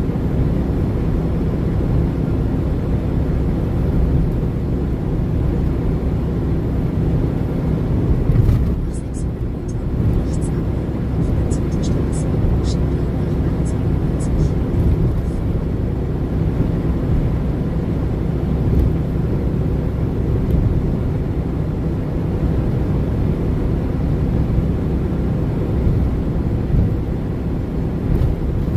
jetzt schaut es ja gut aus, jetzt habe ich ja nicht mehr weit. Rechts abbiegen auf Hunsrücker Straße. Schilder nach A92 Dingendorf.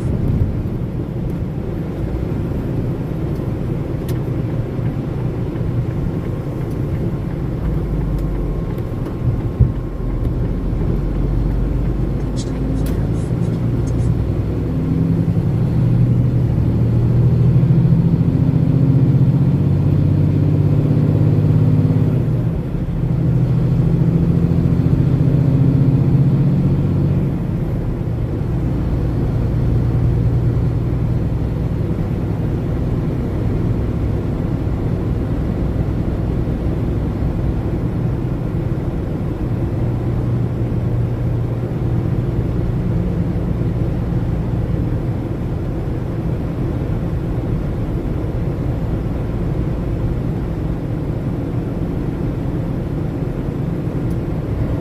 Theoretisch könnte ich, ja, aber 40 Tonner fahre ich tatsächlich selten.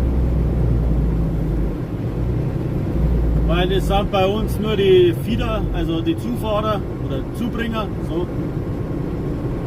Und das muss ich nur fahren, wenn die zwei Kollegen, ja, was weiß ich, Herzinfarkt haben, ausfallen oder krank sind oder beide zufällig in Urlaub oder so. Aber das ist dann mehr oder weniger nur Werksverkehr zwischen den beiden Firmen hin und her. Das ist ein bisschen langweilig. Und vor allem muss ich dann über die Nacht arbeiten. Also um 6 Uhr, nein, Sport. Um 8 Uhr anfangen bis um 6 Uhr in der Früh.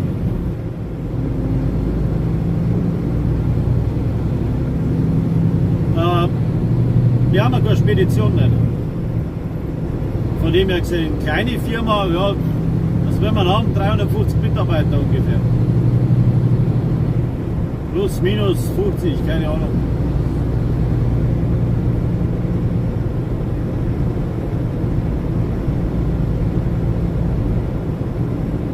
Aber ja, wenn du es mit manch anderen vergleichst, relativ klein, ja.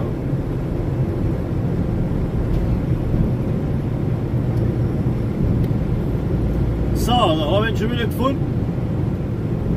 Nein, keine Spedition. Das ist zwar Nahverteilerverkehr, aber wir sind keine Spedition. Oh leck, jetzt habe ich es wieder gewungen. Gastronomiezulieferer. Gastronomie. Ja, Spezi, warum musst jetzt da gerade du da fahren, wenn ich da daherkomme? Sag mal. Eieiei. Ich will jetzt wieder nicht vorbeifahren.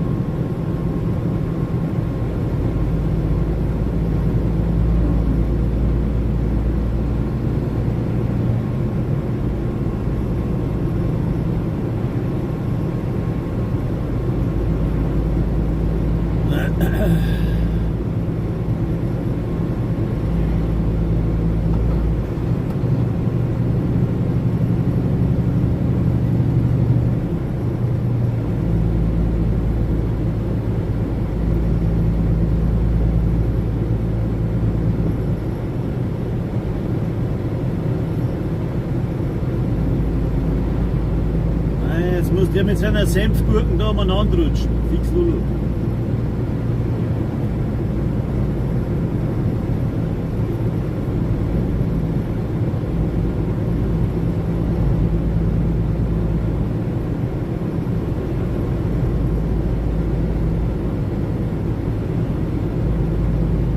Na, GLS, du bist einer von denen, die über Backel über den Balkon aufschmeißen, oder?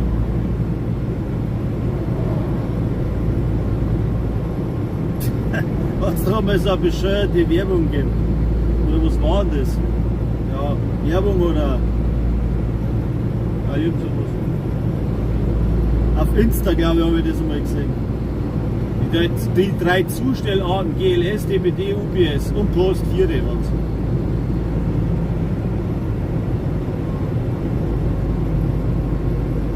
Ah ja. Du bist praktisch Fiederfahrer von GLS, ja. Das ist natürlich eine entspannte Sache, ja. Das stimmt.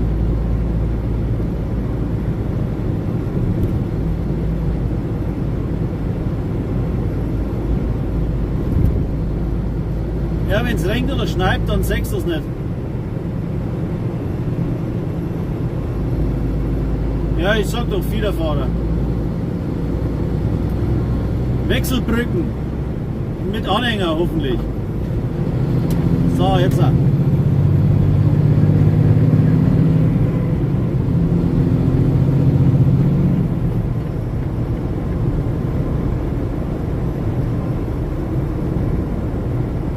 So habe ich tatsächlich eine Zeit lang bei UPS gemacht.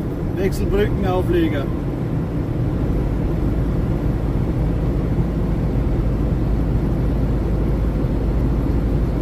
Das ist generell ein Kack.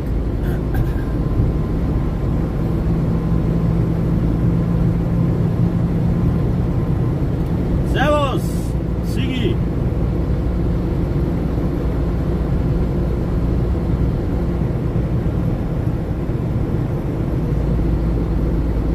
Ja, genau.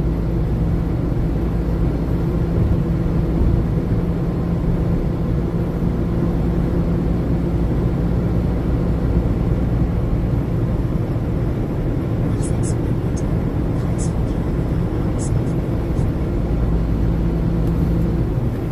Und da Ochser. Und auch wieder für GLS, oder was?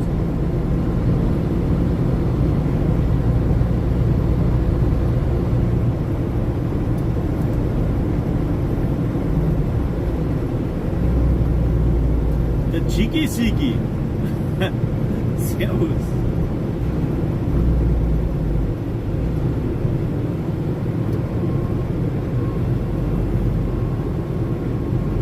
Ach so, ja. Ist wahrscheinlich mehr verdient beim Doxer.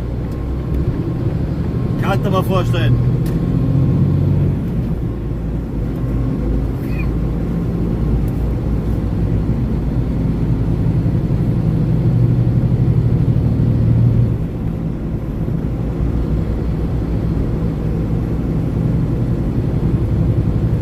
Ich weiß, es ist zu hot, schreibt er schon wieder. Und bin auch gern jetzt.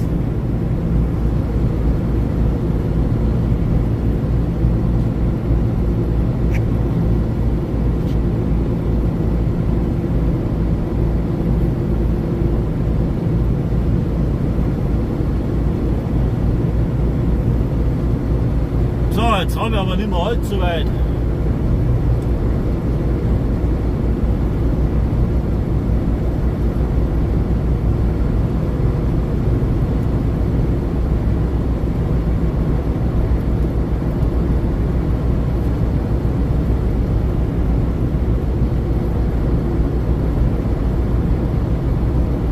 Cool, ja. Wenn du anfangen kannst mit dem Ding, sparst du einen Haufen Geld.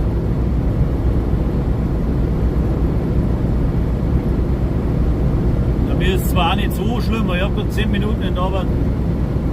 Aber wenn ich Glück habe, darf ich nächstes Jahr auch was anderes machen. Wie es da mit dem LKW-Stream ausschaut, weiß ich noch nicht, aber mal schauen.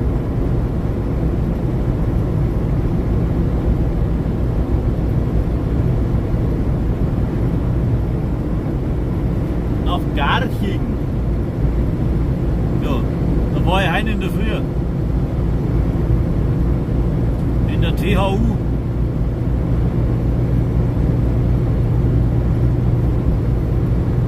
Das ist heute in der Früh, heute in der Nacht, in der Früh haben wir ja immer noch.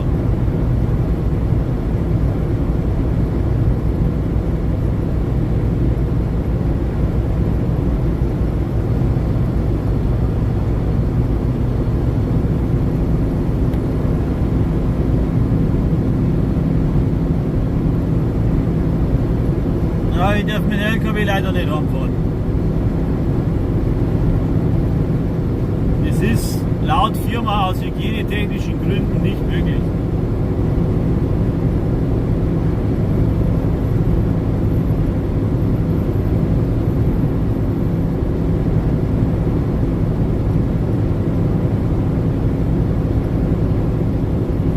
Nach 600 Metern rechts abbiegen auf Osterstraße-Fahrstraße. Ja, genau. Ja, ich fahre Tagestour. Einsteigen, rundum fahren, austeilen, wieder heimfahren. Vorgeladen werde. Also ich brauche jetzt tatsächlich nicht mehr so viel machen. Ach, da bin ich ja eh schon da. Rechts schau, abbiegen schau, schau. auf Asterstraße, Fahrstraße, dann rechts abbiegen.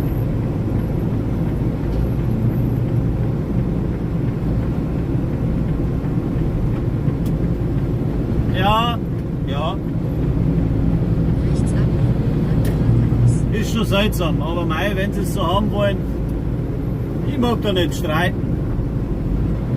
Chef hat recht, wenn Chef nicht recht hat, Regel 1, Chef hat immer recht, Geradeaus. wo einer da mit dem Scheiß aufhört. Ja, machen die eine Letten auf die Straße. Respekt, Leute. So geht das. Der für aussteigen mag mich auch zweimal umdrehen in der Letten da. Ah, da kehrt eh schon einer zusammen. Da schon her. Nach 500 Die wischen sozusagen. Fahrstraße.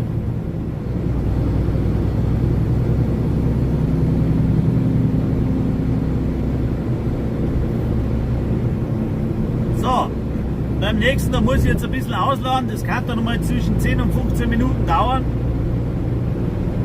Entweder einen Stream laufen lassen für Support, ja, bringt mir natürlich was. Oder aber dann später wieder einschalten, so eine Viertelstunde. Weil die muss jetzt da die Wagerl in Kühlung einrahmen.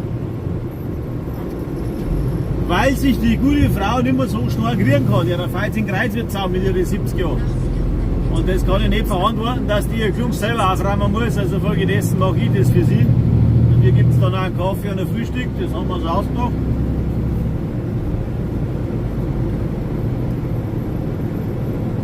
Ja, ich lasse ihn sowieso laufen, einfach dranbleiben.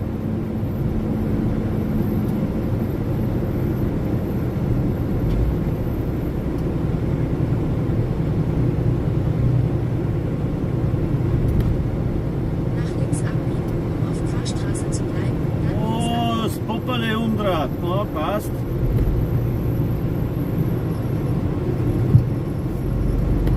So, links abbiegen. meine Damen und Herren, wenn Sie nur nach vorne sehen, sehen Sie hinten nichts mehr. Haben wir einen Drumweier. Sie. So, jetzt schauen wir mal, was das wird da. Dass man natürlich wieder die Anlieferung zupackt.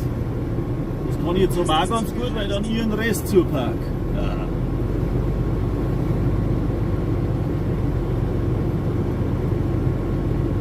So, Freunde der Nacht. Nein, sind das. Nein. Leute haben hier ein Herz auf. Ein dummes Rennen voran und hunderte hinten nach. Ich habe noch nie einen Unfall gehabt, nein. So, wie gesagt, jetzt wird es dann ein wenig Fahrt, weil ich muss ausladen. Wien laden, ausladen. Man sieht sich gleich in dem Semester, dauert jetzt vielleicht eine Viertelstunde ungefähr. Oder 10 Minuten, je nachdem.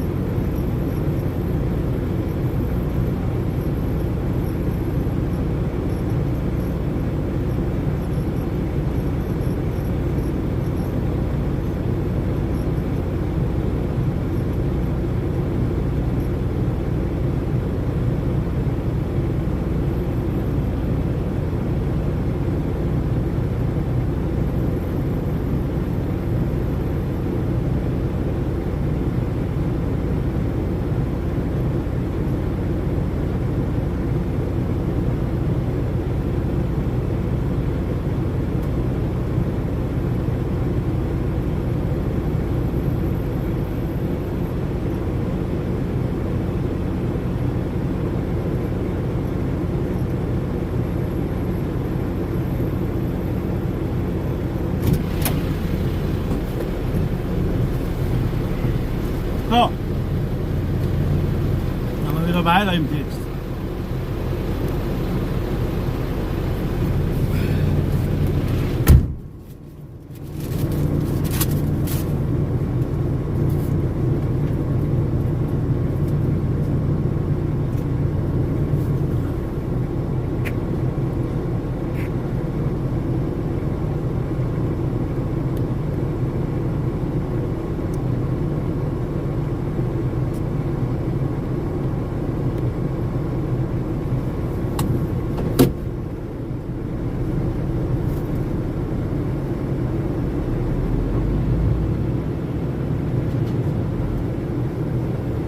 Na? Also Unfall habe ich tatsächlich noch keinen gehabt. Ich muss sagen, jetzt fahre ich 35 Jahre und tatsächlich noch nicht einen einzigen Unfall.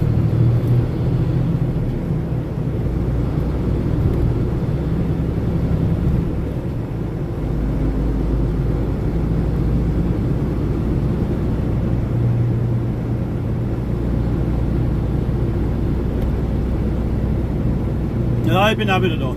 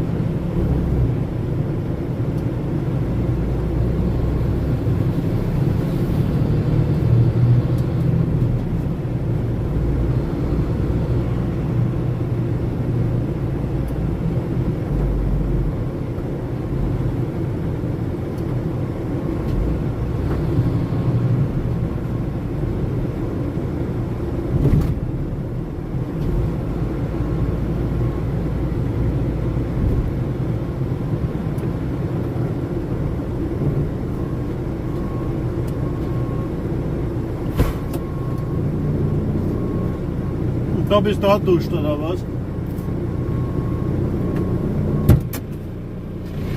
Stimmt, glaube ich, da muss man ganz schnell was zum Saufen kaufen.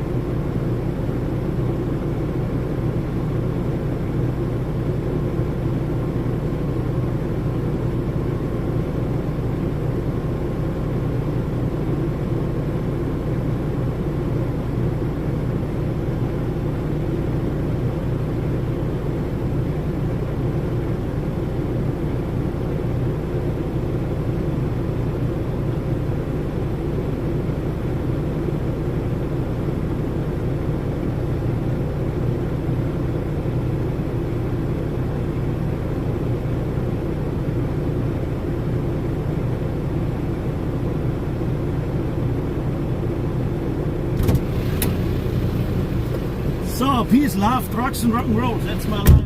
Uah.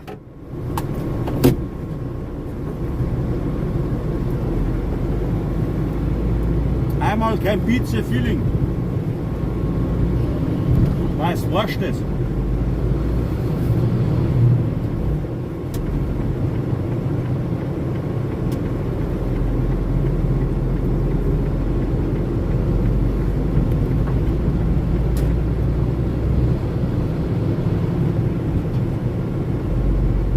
Oh je, also ein Haufen Arbeit, aber sind wir mal froh, dass niemand zu Schaden gekommen ist. Das ist aber das Wichtigste, weil Blechschaden, das kann man alles richten. Aber wenn es einen da geizt, dann wird es schwierig.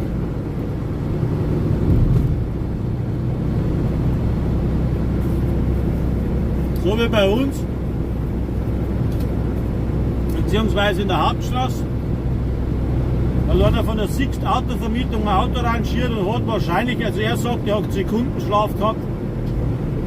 Ich sage, er hat ins Handy geschaut und hat einen 11-jährigen Buben tot gefahren. Da ist er auf dem Bürgersteig gestanden und hat auf seinen Papa gewartet.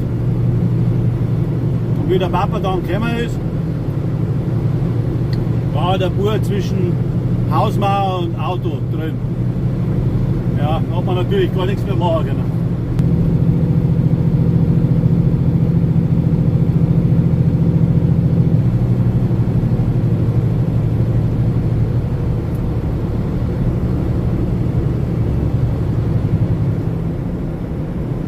So, wenn jetzt das drüben bei Ausfall erscheint.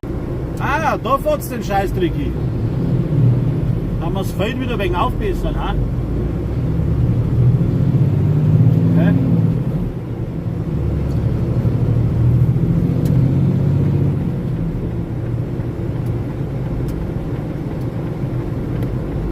Ich weiß auch nicht, aber jetzt hat mir eine Semmel geschenkt.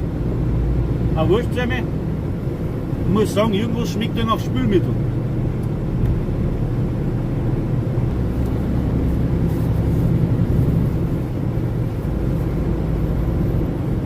Also wie gesagt, da drüben, ja, ich hoffe nicht.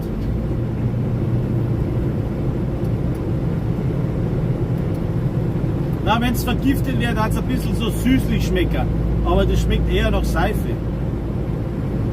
Also, machen wir jetzt mal nicht direkt sagen.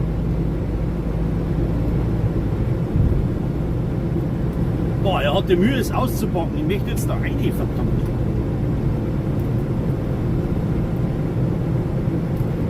Kindersicherung oder was? Jetzt.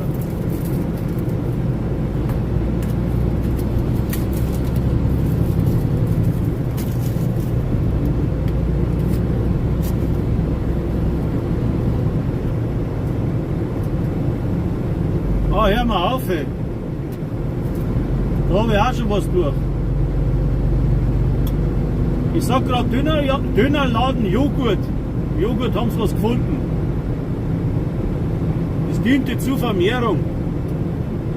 Aber nicht vom Joghurt.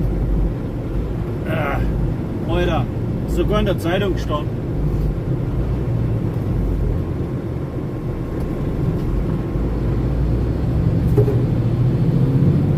Gut, dass ich bei dem Dönerladen nie was gekauft habe.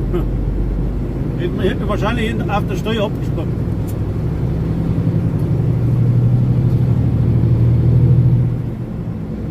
Ja, wirklich, das ist jetzt kein Scheiß. Ich gar nicht den Zeitungsartikel, wenn du es nicht glaubst, auszusuchen. Weil den habe ich daheim ausgeschnitten. Den habe ich tatsächlich aufgegeben, weil man denkt, ui, was geht mit dem ab. Hat irgendwie einen Hass auf seine Kundschaft gehabt.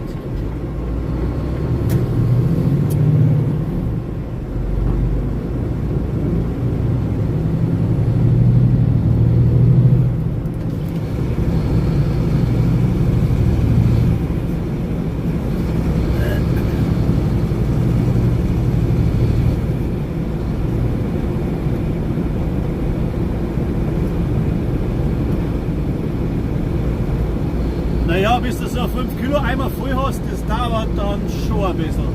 Ich glaube, er hat es eher als Zusatzwürze benutzt. Also einen 5 Liter Eimer, wenn du es voll machst, dann kommst du ins Guinness Buch der Rekorde. Oder du schaust recht aus zu und aus noch.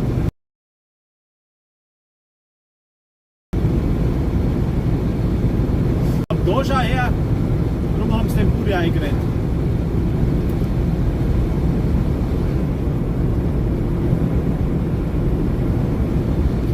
Da haben wir auch den Ringsburger Kunden, der ist in der Nähe von der Schule, also nicht von der Uni, sondern von der Schule.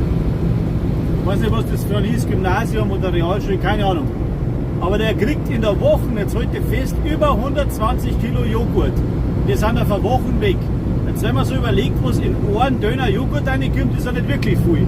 Kannst du dir vorstellen, was der Döner raushaut in der Woche? Enorm, hey.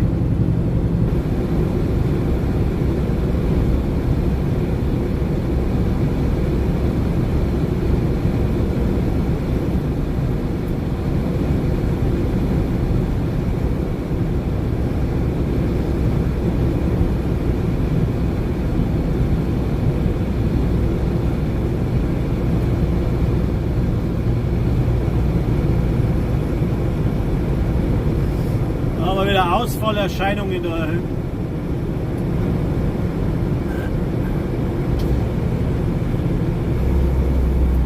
Also falls du es nicht mitgekriegt hast, vom Gesundheitsamt eine Überprüfung oder gehabt. Ich nehme mal an, dass noch einer hingehängt hat.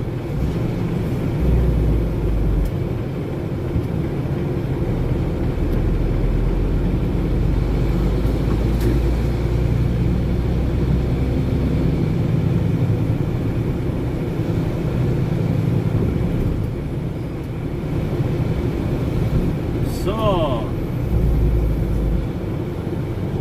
Ui, da steht der Eiermann. Ei, ei, ei, ei, ei. Oh, je.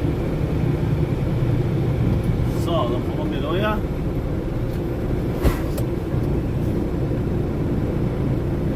So, I will be back in few minutes. Den Satz habe ich 4 Stunden geübt.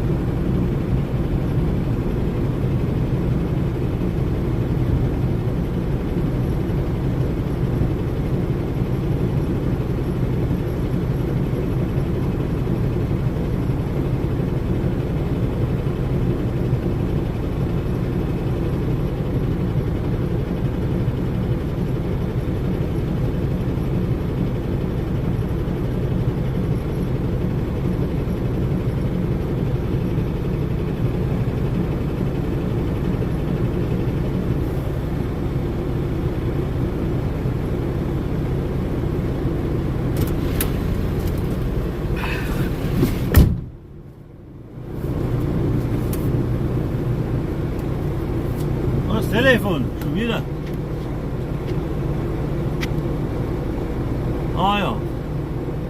Muss ich mal schnell telefonieren. Einmal Sekündchen.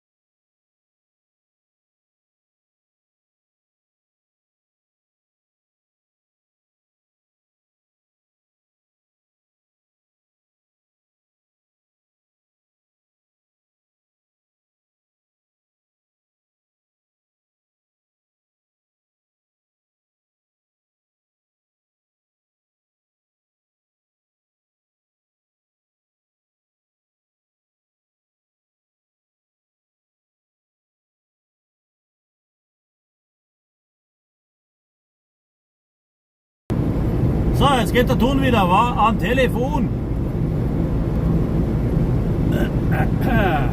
Muss auch mal sein.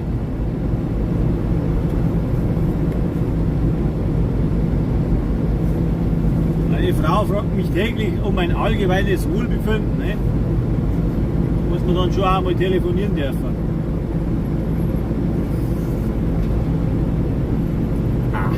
So. Das ist so Gott will der letzte Kunde. Ich habe zwar noch einen, aber da muss ich jetzt dann einen Chef rufen, weil morgen fahre ich direkt dran vorbei. Und heute, wenn ich empfangen müssen, dauert die ganze Gaudi eine Stunde. Und da frage ich jetzt schon, ob es nicht ganz dicht sein, ob der Benzin oder der Diesel auch noch zu billig ist. Und wenn der jetzt fotografiert, da bin ich aber dagegen, gell? Ja. So.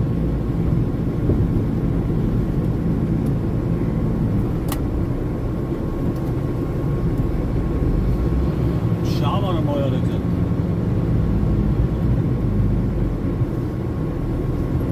Ja. Er telefoniert gerade. Aber mit der Frau. Ah, da steht einer. Na, da. Das ist aber scheiße, oder? Da.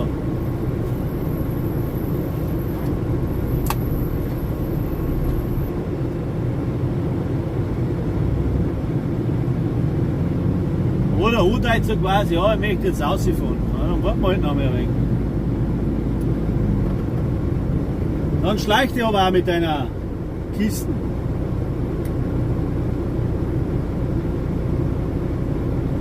Unglaubliche Szene, ich sag's dir. Jetzt kann man sich einen Zaun ein wenig anschauen, gell? Das ist ein Herbstzaun.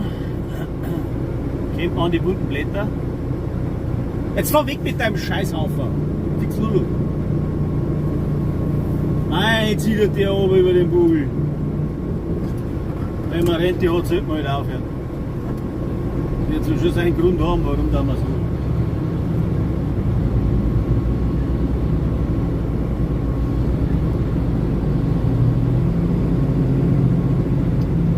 So. Jetzt haben wir am besten die ganze Dacherei da kaputt. Boah, ein bisschen. So.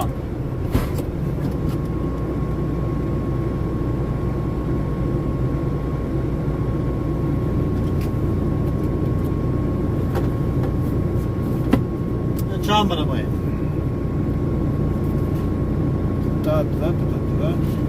Dauert wieder ein bisschen, aber dann war es der letzte hoffentlich.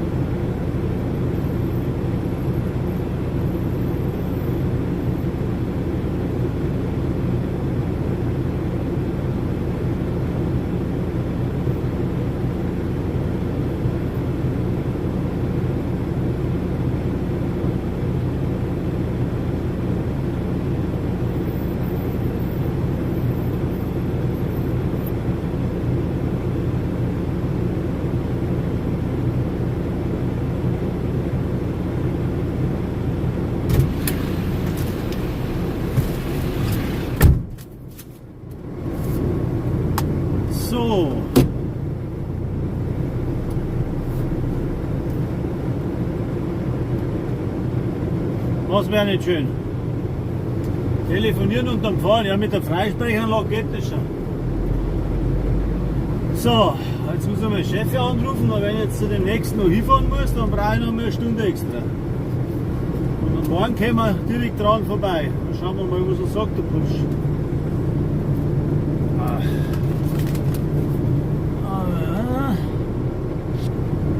So. So, was haben wir denn, Chefe?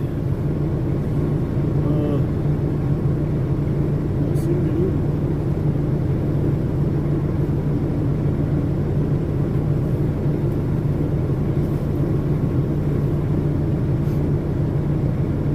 Ja, servus, setzt mich angerufen.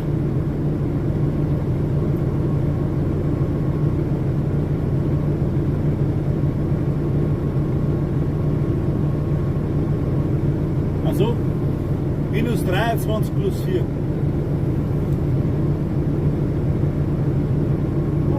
Dann ist ein bisschen ein Hansnummer. Plus 4, genau.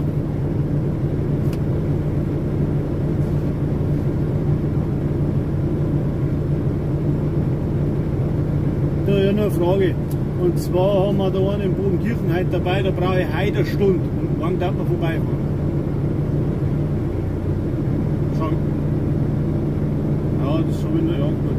Das ist aber eine Zigarettenschachtel und ein wenig so das ist nicht viel Zeit. Da hat ein bisschen was. Alles klar übrigens. Nein, normal nicht. Morgen glaube ich, oder?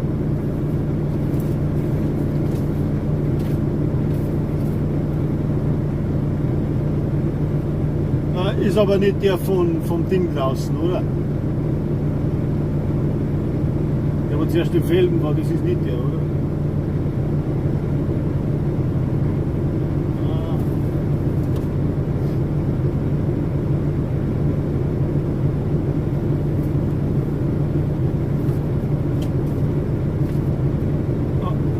Alles klar, gut. Ja, servus. Ja, somit haben wir Feierabend. Jetzt fahren wir ein bisschen nach Hause. Dauert ein wenig. Da schaltet rum, bläst rum. So, jetzt auch. Das ist ein Backstein. Und zwar ist es tatsächlich mein Outdoor-Handy. Hat eine brachiale Taschenlampe drin, Extreme, und hat einen Akku, dass du sagst, Mensch, hat das einen Akku drin. Er hat 12.000 mAh, das heißt, das ist fast wie ein Akku-Pack. Ja? Und mit meiner Streamerei ist das gar nicht schlecht, weil da brauche ich das Handy gerade mit dem anderen zusammenstecken, dann zieht das eine vom anderen Strom runter. Und ich spare mir dann einfach ein Akku-Pack mit zum Nehmen. Das ist der Grundgedanke. Und es ist wasserdicht und staub- und kratzfest und im Notfall kannst du dann erschlagen damit. Ja, das hat auch ein wenig Gewicht. Das schaut nicht nur so schwer aus, das ist auch schwer. So, jetzt weißt du das. Aber es hat seinen Sinn, tatsächlich.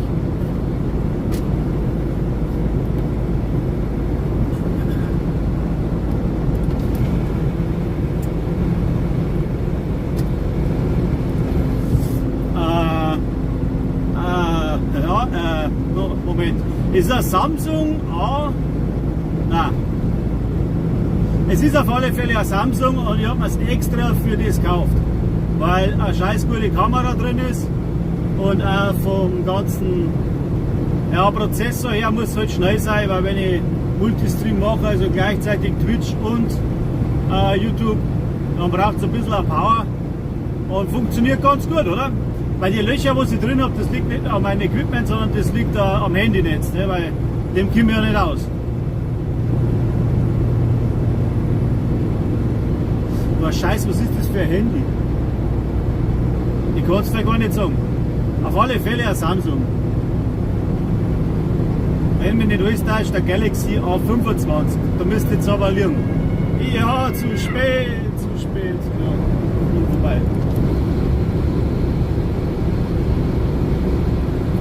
So, habe ich fertig, die Flasche leer, fahren wir nach Hause.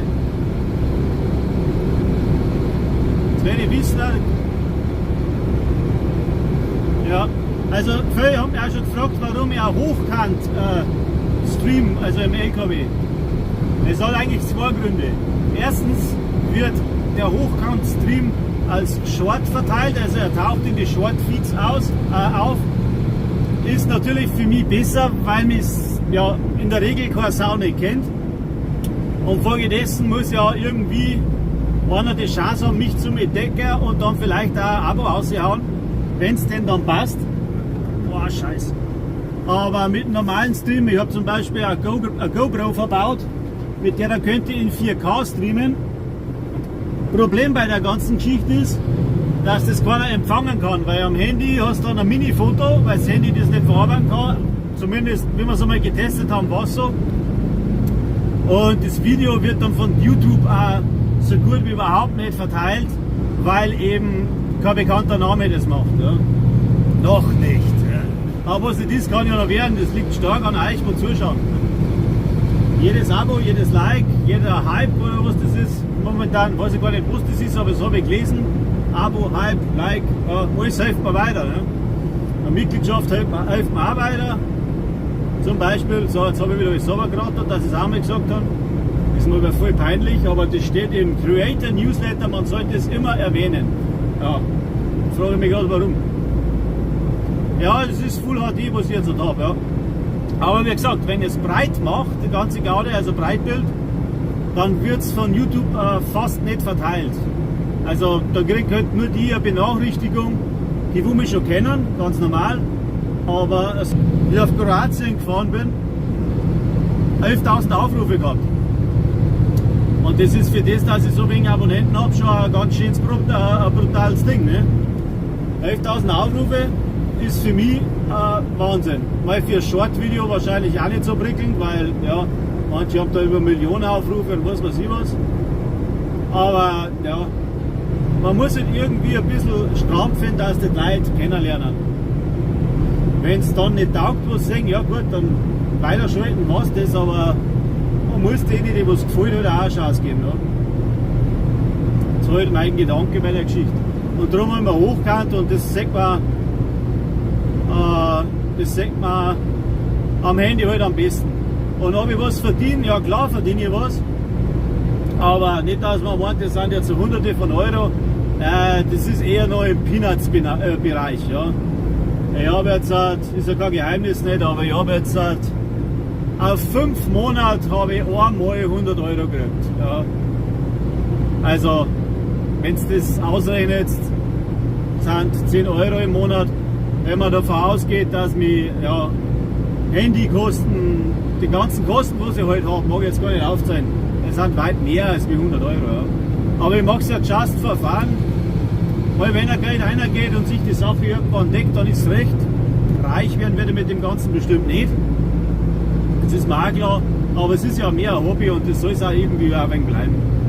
Es freut mich halt, wenn einer ein Abo macht oder wenn einer eine Mitgliedschaft macht. Ja, 99 Cent kostet es. Haben dann Outtakes und ja, eigens kreierte Soundtracks, wo ich halt beim Gaming-Content mit dabei habe. Die sind dann für Mitglieder verfügbar, Emojis und bla, halt, was die anderen halt auch so haben. Ja. Aber normalerweise, was bremst denn der Depp da? Normalerweise sage ich da jetzt eigentlich gar nichts dazu auch in die Videos, aber man braucht halt tatsächlich Abonnenten oder Follower, wie man so schön sagt, ja, weil sonst machst du den ganzen Zeug für mich sonst. Und wenn ich schon was mache, dann mag ich auch, dass die Leute das finden können. Ja. Und bei Gefallen halt dann auch anschauen.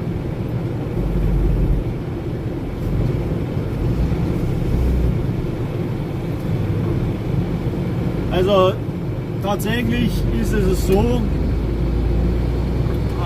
Spätzl oder Kollege von mir, der hat ungefähr so ja, 7000 Follower und eine ganz gute Community, die war teilweise bei mir drauf sind.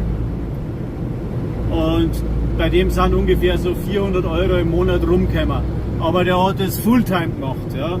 Also der hat nichts anderes gearbeitet, der hat nur das, weil er ein Little Handicap hat, ja, und da halt eben schlecht Arbeit kriegt. Jetzt hat er es Gott sei Dank geschafft, dass er einen nicht erwischt hat, die war auch was taugt. Arbeit meine. Und er hat das Fulltime gemacht. Und du möchtest nicht glauben, da hängt ganz schön ein Zeitaufwand, wenn man so Videos macht. Ja. Also Beispiel, für 8 Minuten Video, wenn man es korrekt macht, brauchst mindestens eine Stunde Zeit. Und da sieht der Zuschauer 8 Minuten. Ja. Es ist zwar dann, je nachdem wie aufwendig dass man das gestalten will, es geht natürlich schneller auch, aber dann taugt das Video nicht viel. So wie es jetzt bei mir ist, irgendwas muss ich anders machen, aber in Gaming-Content jeder ja irgendwo das Gleiche bringt. Also muss das irgendwie anders bringen oder ja. Ich glaube, das ist meine persönliche Meinung, ich glaube die Follower, die wo bei einem dazugängen im Gaming-Content, denen ist man halt einfach sympathisch oder sie haben Erbarmen, dass er halt auch mal ein paar zusammenbringt. Irgendwie sowas in der Richtung wird es sein. Ja.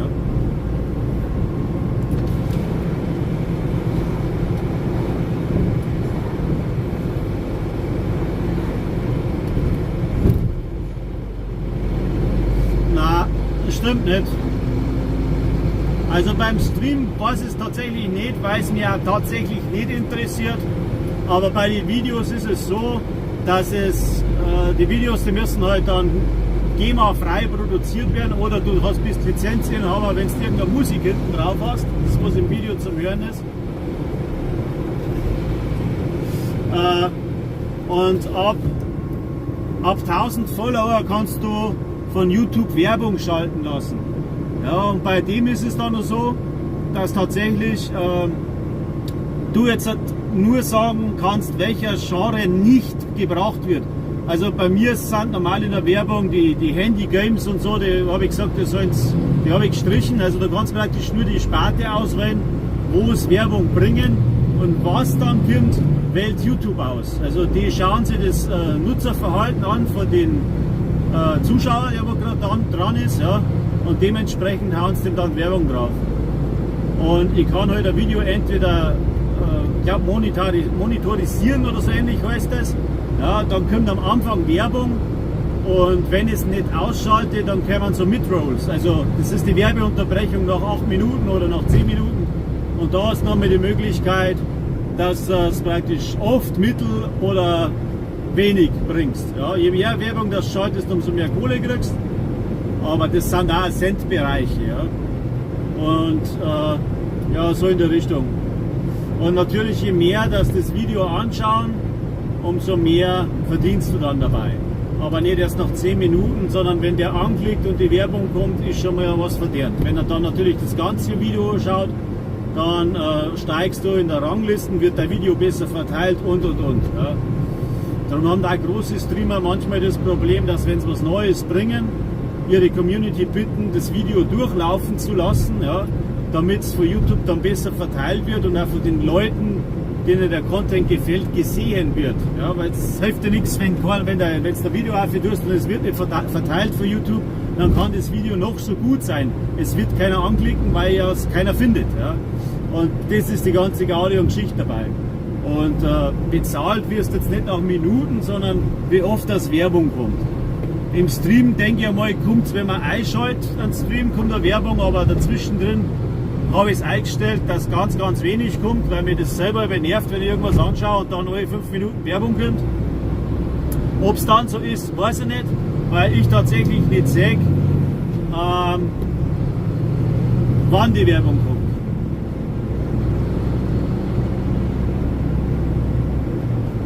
Ja, meine Musik, ich kann schon Musik einschalten, aber das ist halt meine eigens produzierte. Es sind auch ein paar Dinge drunter, die wo nicht schlecht sind.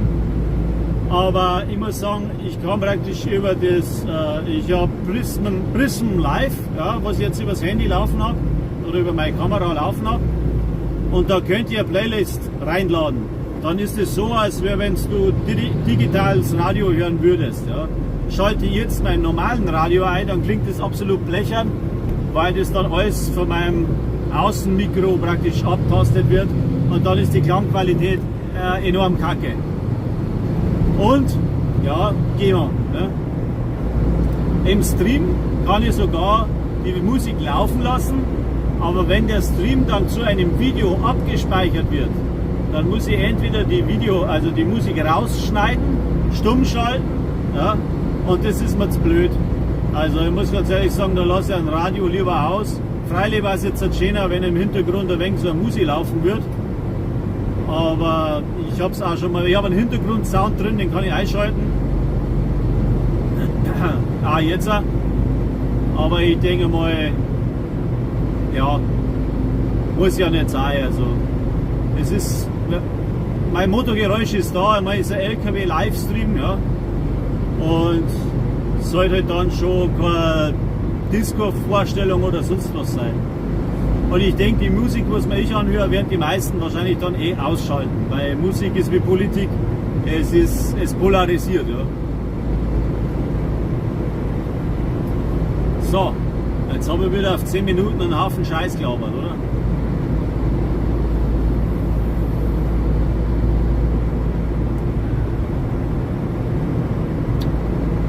Aber wenn man es tatsächlich, das YouTube-Zeug machen muss, weil man damit Geld verdienen muss, ja, dann rentiert sich tatsächlich erst, wenn du irgendeinen Sponsor kriegst. Also sprich, weil, ja, irgendein so,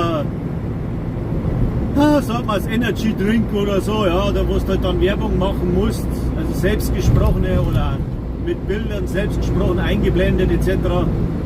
Schreibt er das dann vor und ich bin halt einer, ich mag mal so wenig wie möglich vorschreiben lassen, weil dann kann man spontaner bleiben. Aber wenn ich dann so einen Vertrag habe, dann muss ich irgendeinen so einen Scheiß bringen, wo ich vielleicht dann selber gar nicht davon überzeugt bin. Und ja, da müsste schon, ja genau, da müsste schon irgendwie Angebot, also ich selber frage bei keiner Firma nach, wenn man eine Firma, weiß ich nicht, was nehmen wir jetzt da, irgendeine Autoreparaturfirma zum Beispiel, ja, irgendwas Größeres, wenn die sagen, ich möchte bei dir Werbung oder du machst für uns Werbung, okay, dann mache ich das, aber wenn jetzt irgendein so No-Name irgendwas kennt, keiner Energy-Drink-Hersteller daherkommen darf, ja, wenn ich es nicht kenne, dann mache ich keine Werbung, weil wenn ich Werbung mache, von mir ausgehend, ja, dann mache ich etwas, da wo ich dahinter stehen kann, 100%ig und nicht etwas, das was nur Kohle bringt. Weil viele von den Creatoren haben halt so, dass, ja, wie gesagt, ich bin auch Ubisoft-Partner, ja, im Gaming-Bereich und ich könnte tatsächlich da auch manche Kampagnen schon mitmachen, aber wenn mir zum Beispiel das Spiel nicht taugt, dann mache ich auch die Kampagne nicht mit. Ja, aber ich würde es bezahlt bekommen.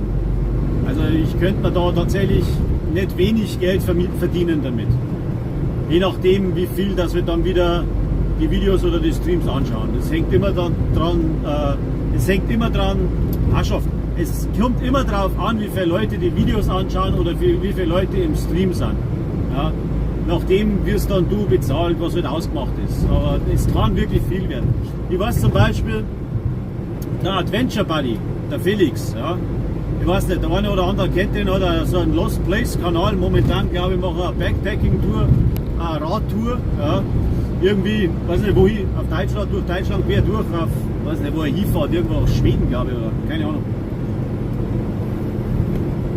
Der hat ungefähr so über 100.000 Follower, der hat auch einige Sponsoren und der kann davon leben tatsächlich, ja, und nicht schlecht, so wie es mir scheint. Hat dann auch tatsächlich schon einen Wrangler Jeep für seine Sache so halb gesponsert gekriegt. Ja, da hat er dann mal ein Jahr lang tatsächlich in der Kiste gelebt, mehr oder weniger. Aber ich sage, das sind Leute, da ziehe ich absolut den Hut vor ihm, weil es ist nicht immer alles Gold, was glänzt. Ja, die Videos, und wenn er sich so zeigt in die Videos, dann schaut es immer ultra cool aus und ja, immer gleich drauf, immer lustig, immer passt schon. Aber es ist halt schon, vor allem bei den Lost Place Sachen, wenn du das in Deutschland machst, dann bist du grundsätzlich ja, mit einem Fuß im Gefängnis, weil man bei uns halt offiziell fast nichts darf. Ja. Im Ausland ist dann vielleicht auch nicht unbedingt weniger gefährlich, aber vielleicht nicht ganz so stark überwacht wie bei uns, weil, ja, wie soll ich sagen, es ist halt so eine Geschichte. Ja. Es ist ein großes Risiko mit dabei. Zumindest bei den Lost Place Geschichten. Es ist auch versicherungstechnisch, wenn du in einem Bunker drin bist, du ausbrichst, dann hackst, Ja, du musst schauen, dass du wieder rauskommst, weil sonst zahlt keine Versicherung, weil du das Gebäude oder das Objekt ja hättest nicht betreten dürfen. Ja. Das ist ungefähr so, als wenn du eine Baustelle betriebst. Nur, dass kein Schädel dran hängt. Oder ein Hausfriedensbruch oder, also alles Mögliche.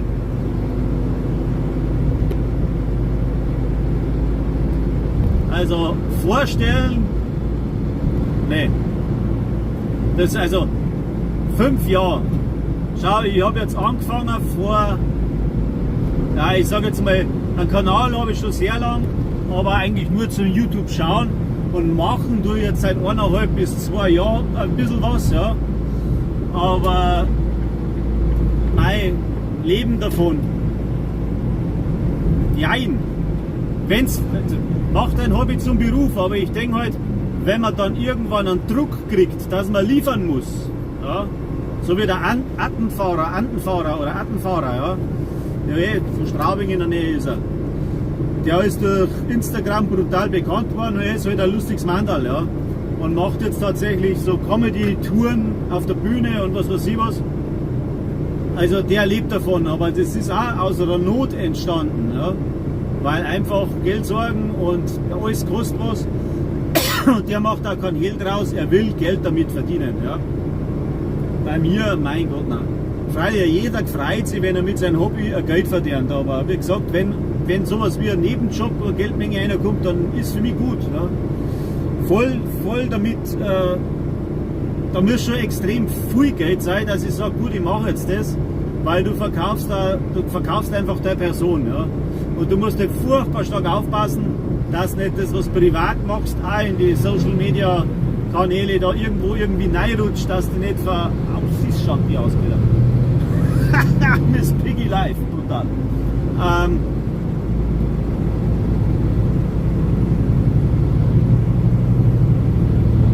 Ja, dann ist es halt so eine Geschichte. Ja, der ist wirklich gut, der Bursch, ich mag ihn auch gern. Aber bei dem ist auch so, er schaut immer lustig aus, er ist aber privat tatsächlich so, als wie er sich darstellt, er hat immer, ihm fällt so viel Scheiß ein, das glaubst du gar nicht. Und das hat er halt verfilmt und locker tut er von Haus aus sehr viel. Aber es ist halt, wenn du liefern musst, wird es halt immer schwierig. Und da haben schon einige YouTuber, auch Bekannte, schon extreme Durchhänger gehabt. Das glaube ich hat ja jeder mal, weil man steigert sich da unweigerlich ein und hey, jeder möchte immer der Schnellste, der Beste und der Beliebteste sein, es geht halt einfach nicht. Fakt ist, egal wer was macht, jeder hat sein Publikum, jeder wird ein paar Abonnenten oder was kriegen und wenn es dann halt ein Klick hast oder ein besonderes Talent wie jetzt der Attenfahrer oder auch so mancher YouTuber, der wo Gaming-Content produziert, ja, die Leute, die haben im Regelfall sonst keine Arbeit nicht oder arbeiten im Team mit der Frau zusammen oder. Aber, oder haben halt, wie sagen, fast keine Freizeit mehr, ja. Das sind aber so Geschichten. Es hat alles seine goldenen Zeiten und das Problem ist, du bist in Deutschland dann selbstständig und kommst über ein bestimmtes Limit, musst schon auch ganz gut Steuern zahlen. Ja. Das ist dann das Nächste. Sagen wir mal, so gehend Arbeit, kriege meine Kohle und wieder schauen. Ja, anders kriege ich auch meine Kohle, kann aber dann noch die Hälfte an den Staat geben. Aber bestimmten, aber eine bestimmte Menge was verdienst, ein paar Groschen im Jahr sind frei. Da brauchst du keine Steuer zahlen, aber wenn du halt da drüber kommst, weil angeben musst du das immer. Und ich sage über YouTube oder Instagram, die sagen, das ist hart verdientes Geld, auch wenn man meint, der sitzt jetzt nur vor Kamera oder die Weiber, lassen wegen am Brustkorb raushängen und machen sich ein paar schöne Haare oder irgendwelche Schnabeltierlippen, ja, und filmen sie dann haben die natürlich Einschaltquote, weil jeder, ui ja, Brustkorb, wollen wir anschauen. Aber so lustig ist es nicht, weil wenn du dann so viele Follower hast, die kennt ja jeder Trottel. Und es sind halt nicht alle freundlich, ja, das ist halt das andere wieder.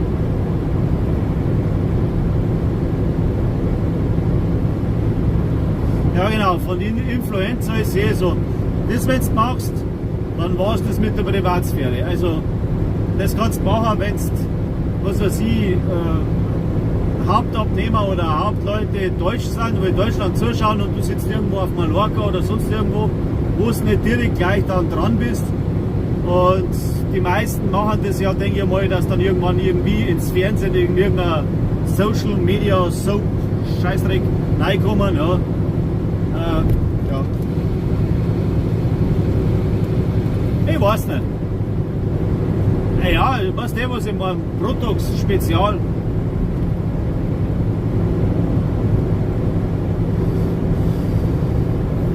Ja, es sind, ich sage das Schnabeltierlippen, weil ein Schnabeltier schaut auch so aus. Na, da fällt mir gerade ein, da war ich nicht lang. Im Frontenhausen, also Dreh- und Angelpunkt von den Eberhofer Krimis, ja. Und ich weiß nicht, was das für eine, ich möchte jetzt fast sagen Trutschall war, ja. Also auf Bayerisch darf man sagen ein Trutschall. Also eine hochgestylte, Make-up verspachtelte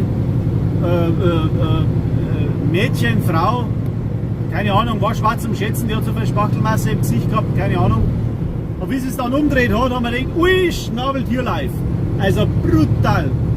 So ein schönes Dirndl gewesen, aber dann hat sie eine Vorhaltschleich im Gesicht gehabt. Ich frage mich gerade, die leiden alle an Geschmacksverirrung oder brauchen sie Brühen oder ich weiß nicht, auch wirklich nicht. Also, bah, das schaut teilweise sowas von mit ihre Servus aus, dass du sagst, ja, bitteschön, den Prozess kriegst du sicher. Aber, ja, Schlauchboote, ich weiß nicht. Vorhaltschleich eher. Das ist manchmal schaut schon extrem scheiße aus, muss ich ganz ehrlich sagen. Nicht bei allen, manche machen das mit Gefühl, ja, da passt es dann auch. Aber wenn es dann schon mal von der Seite siehst, dass es ein Schnabeltier ist, ja, dann weiß ich nicht, wo fängt Schönheit an und wo hört es auf. Und eben die besagte, habe ich in der Tankstelle gesehen, eine super Figur, muss ich gleich zugeben. Hat zwar auch von vorne und relativ viel Plastik verbaut, aber die Schnabellippen, Alter, die hat das ganze Bild total zerrissen. Aber ich habe auch befürchtet, dass wenn die gelacht hat, hat es Tellerbogen angezogen.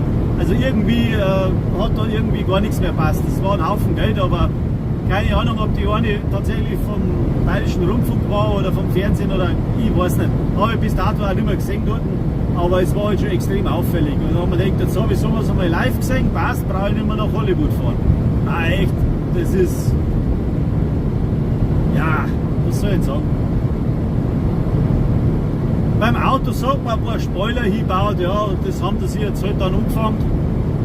Und dann sie dann hinten ein paar Spoiler drum bauen, vorne ein paar Spoiler drum bauen und dann kommen im Gesicht noch ein paar so Dinger hin.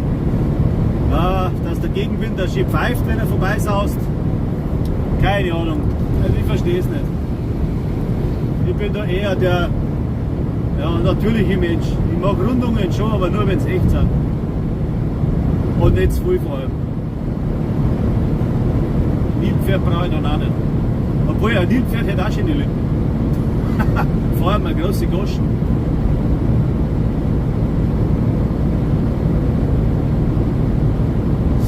Ja, weil wir bei den Plastikverbauten keine Chance haben. Ja. Mein Haus, mein Auto, mein Boot. Hast du eins nicht, kannst du nie vergessen. Aber nein, ich habe eine liebe Frau, die ist natürlich schön. Für mich gibt es keine andere nicht. Und das glaube ich weiß eher jeder. Aber ich mag die Plastikbomber sowieso nicht.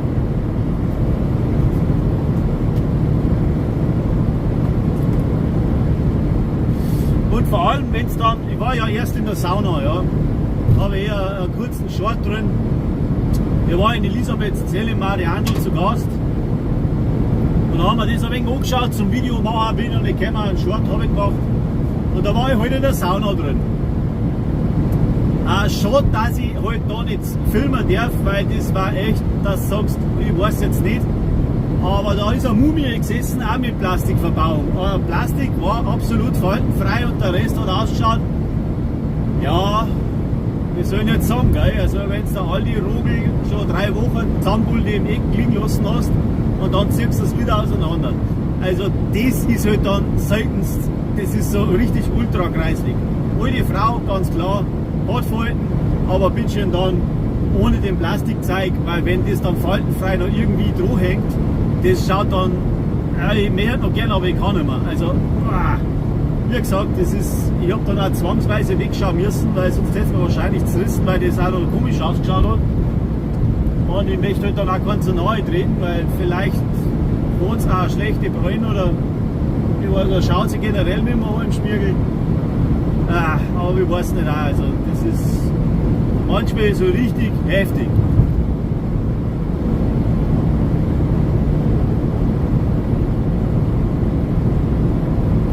Ja. Nein. Ford hat die nicht geheißen. Ja, ich weiß es auch nicht, aber jetzt haben wir wieder genug gelästert.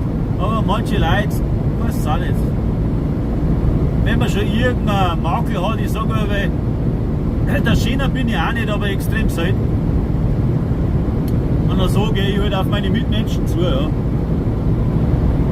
Wahre Schönheit kommt von innen. Hoffentlich ist es finster.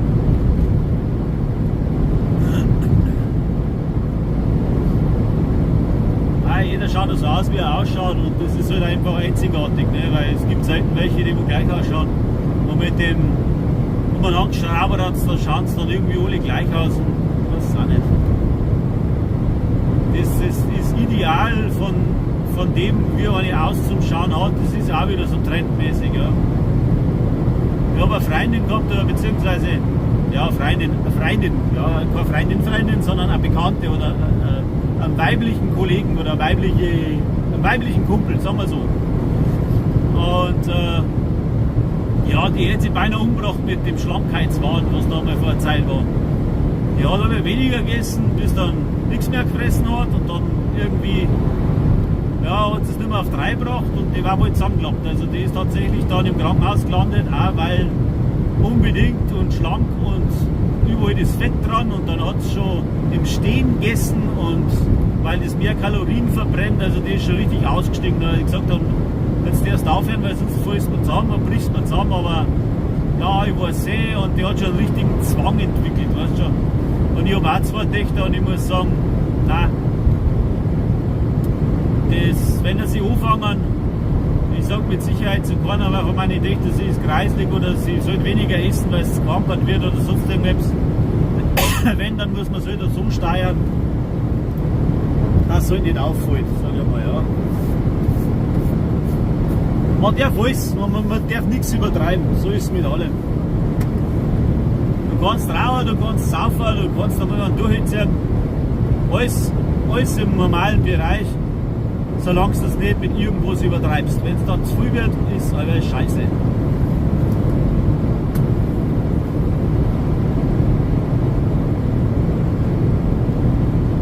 Ja genau, das vorgeschriebene Schönheitsideal, jetzt hast du was gesagt, genau so ist es. Ja, bist du des Wahnsinns? Überholt er mich und dann zieht er aus. Wenn's da gerade du daheim bleiben? hol dich. Alles klar. Er hat wahrscheinlich nicht gewusst, dass er Ausfang gleich kommt. Dem alles wieder zurück.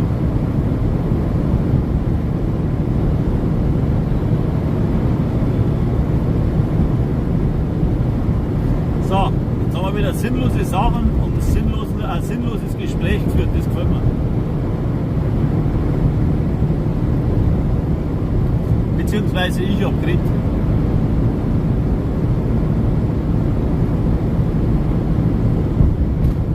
Und jetzt habe ich einen Faden verloren.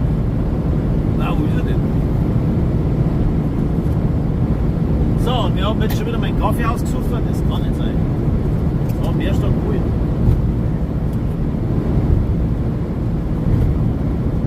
So, Mahlzeit zuerst einmal beieinander, sehe ich gerade. Dann schauen wir uns zu ein, schreibt einmal Hallo. Say hello. Hello. Hello. Die meisten schauen ja bei mir inkognito, weil sie sich nicht blamieren möchten. Hab ich das gefallen.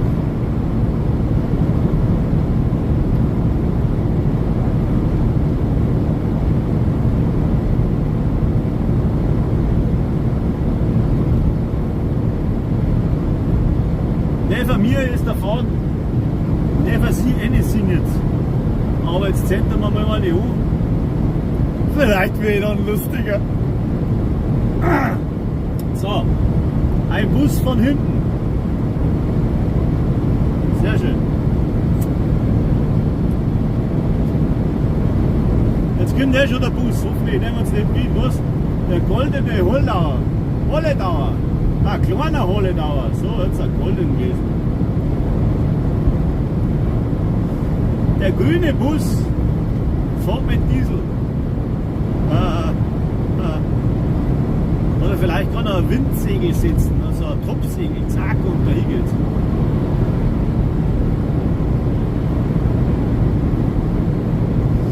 So, was haben wir denn jetzt stehen geblieben? 10:47 Uhr in Deutschland, haben wir wieder Pause. Weil die Zahlen schon wieder so hin und her springen.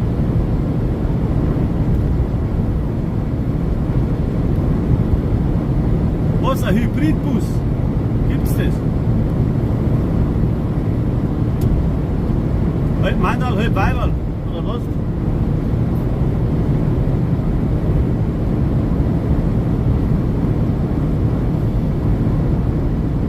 Ein Genderbus. Uah. Oh.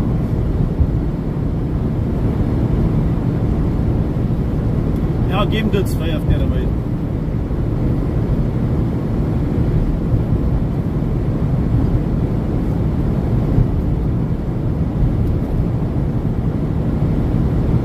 Jetzt glaube ich, ist aber geil.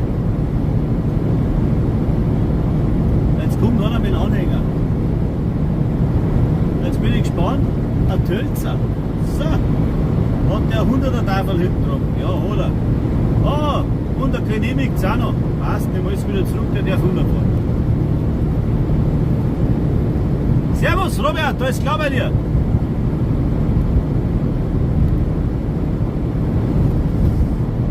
Mittendrin ist noch live dabei, oder?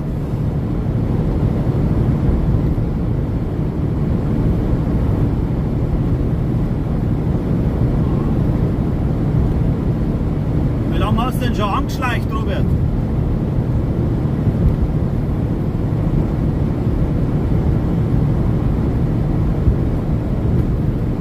Die meisten haben ja gesagt, ich soll ein bisschen Hochdeutsch reden, Leute. Das hört sich an, so wenn jetzt ein norddeutscher Bayerisch reden. Also es ist gescheiter, ich bleibe einfach bei Schuster, bleibt bei den Leisten. Ja, also ich kann nicht wirklich Hochdeutsch reden, sollte mich einer nicht verstehen. Übersetzungsbuch liegt unterm Stuhl. Das selber. Der Robert ist ein Österreicher. Passt. Habe ich vergessen gerade, sorry. Erst zugeschaltet. Sehr schön. Lieber spät wie gar nicht, oder? Ich bin schon eingeschaltet seit 4:30 Uhr halt. Folgedessen tut mir der Hals auch schon weh. Ja, ich bleibe beim Bayerischen, ich kann nichts anderes. Ich kann kein Englisch, ich kann kein Hochdeutsch, ich kann vielleicht noch ein bisschen Tschechisch, weil wir an der Grenze wohnen. Aber das war es dann schon wieder gewesen.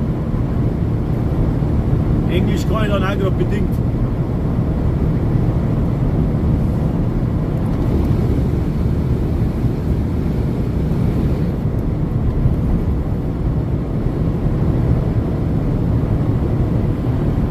Sehr lustig ist, gell? Ich ja nicht Englisch kennen, das sollte man sich eigentlich schauen. Aber bei mir hat es das in der Schule tatsächlich noch nicht gegeben. Weil in der Baumschule, da tut man nur lernen, wenn man wachsen kann. Ja. Aber grün bin ich nie geworden. Schwäbisch schwätze. Oh. Ein bisschen geht's, ein bisschen. Ein bisschen geht's, so muss ich sagen. Berlinerisch, oh, das fällt aus, das lasse ich lieber bleiben.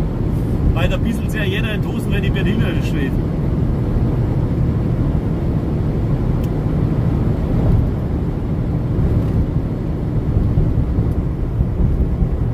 Ja, Berlinerisch oder Schwäbisch ist nicht für Unterschied, oder? Ah, okay. Nein. Da habe ich einen Stand gehabt im Stream, der war live mit dabei, der kommt aus Köln. Und der hat so richtig schön Kölsch geredet. Ich habe zwar kein Wort nicht mehr verstanden, aber das hat sich irgendwie cool angehört. Bloß Friesen habe ich auch schon mal dabei gehabt, hat das Plattdeutsch geredet. Das ist noch cooler, aber definitiv Bahnhof. Also da verstehst du wirklich nicht mehr viel. Da brauchst du eine Zeit lang, bis du eingeschossen hast, dass du den Typen verstehst. Aber so wird es halt bei mir auch sein, wenn mir manche Leute zuhören, die wo das nicht, oder die nicht gewohnt sind, bayerisch zu hören, ja, dann wird es ein bisschen schwierig werden. Vor allem wenn ich relativ schnell rede. Weil da fehlen dann Buchstaben, manchmal ganze Wörter, manchmal auch ganze Sätze. Und rauskommen tut dann doch das Gleiche.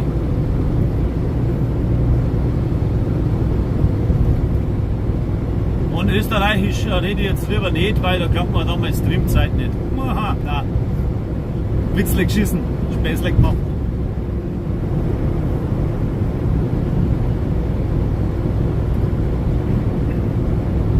Da haben wir schon ein paar gute Österreicher. Vor allem, ich glaube, der Robert ist aus der Steiermark, wenn ich mich noch recht entsinnen kann. Oder war das jemand anderer? Ah, ich weiß nicht mehr.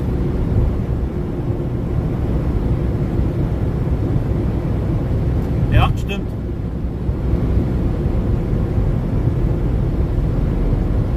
Na.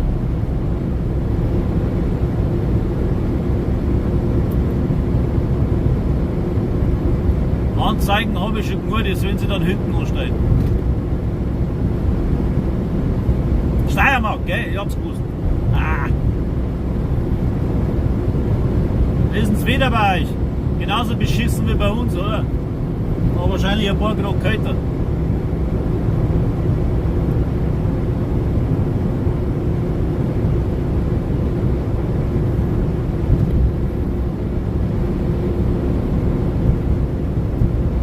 Nein, Finger habe ich keinen schlimmer, die haben schon wieder alle verheilt.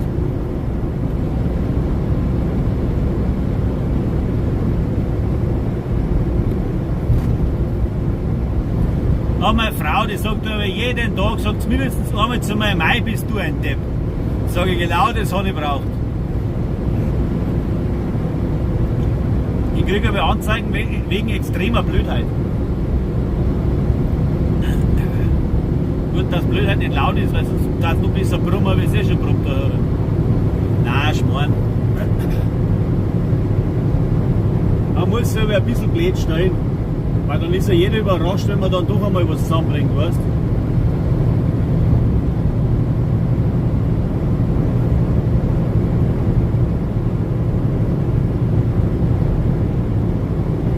du? So, jetzt haben wir wieder die Ewigkeitsbaustelle. Mein lieber mein Vater, die bauen jetzt da schon das ganze Jahr an dem bisschen Zeit dran. Die wollten die Froberger Muster dann, einen Mittelstreifen austeeren oder was? Haben jetzt dann noch so, statt den grünen Zeug, haben sie jetzt dann so Beton Steine hingestellt. Genau. Jetzt haben wir dann rechts und links Solarplatten, in der Mitte haben wir dann Betonplatten. Ja, dann passt das wieder schön zusammen. Das ist dann eine moderne Autobahn. Wenn sie es dann nochmal auf 3 bringen, dass es nicht so rumpelt, war es noch besser.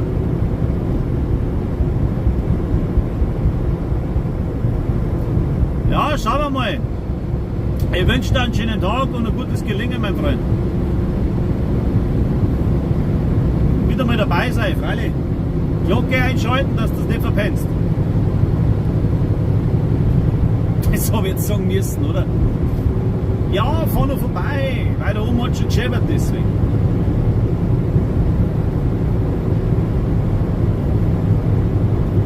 So, und mit wem quatsch jetzt?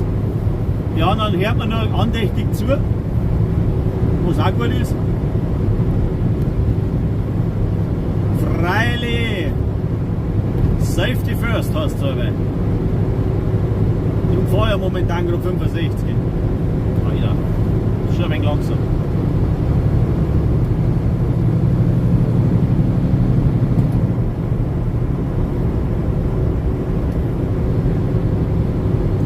Nein, musst du nicht, aber ich bin ja eh.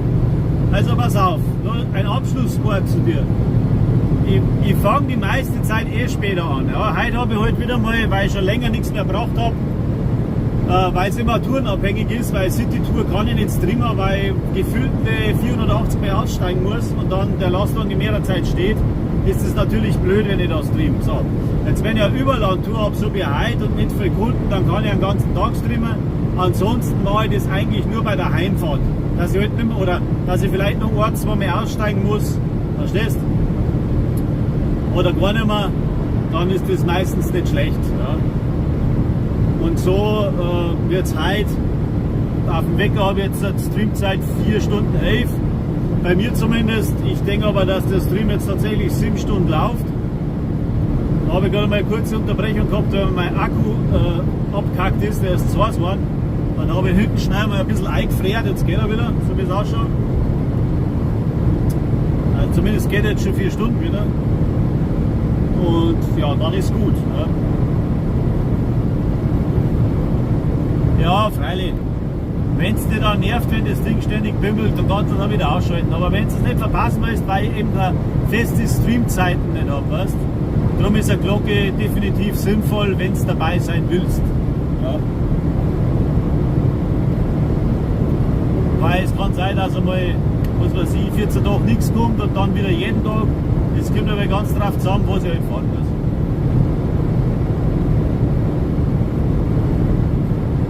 Und ich versuche auch nicht immer die gleiche Strecke zum Fahren oder, ja, es liegt ja nicht an mir, ich bin Springer und von dem her Bayerischer Wald ist halt so eine Geschichte, das war schön zum Streamen, aber da hat man halt fast kein Handynetz nicht. Ne? Und da hat ja so viele Löcher drin, das ist dann auch blöd zum Zuschauen, weil alle 5 Minuten ruckeln anfangen.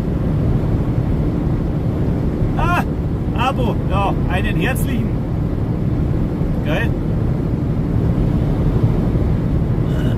Man bedankt sich. Die Frau natürlich auch. Aber ja, es hilft eh nichts. Stimmt. Aber ja, wie gesagt, ich hätte eh nicht geglaubt, dass ich einmal so viele Follower zusammenbringe oder Abonnenten, wie es jetzt bei YouTube heißt. Weil ich habe im Januar habe ich noch, ich glaube 500 oder so gehabt oder 300.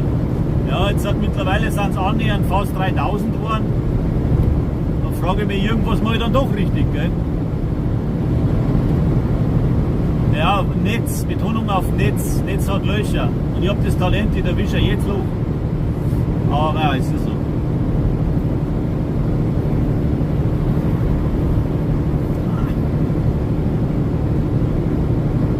So. Ja. Ich bin da stark für eine Handyplatte oder so. Mit Netz. Oder eine Lichtstrahlübertragung, ja. Da müssen wir dann nochmal beim Kaiserhof fragen, weil Lichtstrahl, kann sie vielleicht auskennen damit. Telefondecke, das war auch nicht schlecht, genau. Eine Telefondecke. Ja, es gehört gedeckelt. Da haben wir einen Regierungsantrag stellen, ob sie mal das Handynetz deckeln sollten oder so. Ein paar Löcher ausstopfen. So eng schmarrt der Krampfzeug da. Wahnsinn.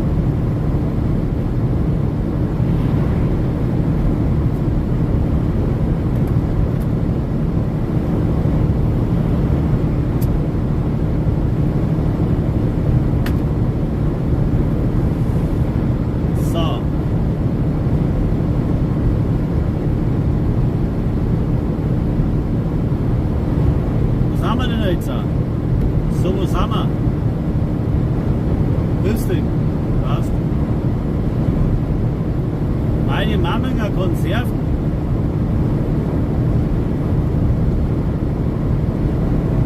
Oh, leg bei dir, wenn du reinfährst, da magst du auch nichts mehr essen. So, ja. Schaut's da aus. Brutal. Was die alles in die Büchsen reinpressen und dann mit so Essigsalzzeug aufgießen. Boah, das, wenn du gesehen hast, dann magst du garantiert kein eingelegtes Gemüse etc., Sauerkraut, weiß nicht, rote Beete, rote Ruhm und den ganzen Zeug, wenn es sagst, wie das verarbeitet wird, da schaut es aus und riecht dann dementsprechend brutal. Da denken wir dann schon oft, ich weiß zwar nicht, wie es dann in der Fabrik selber ausschaut, aber draußen liegt da ganz schön viel Scheißdreck umeinander. läuft dann der rote Betesaft quer über den Hof drüber. Das schaut dann noch sehr prickelnd aus.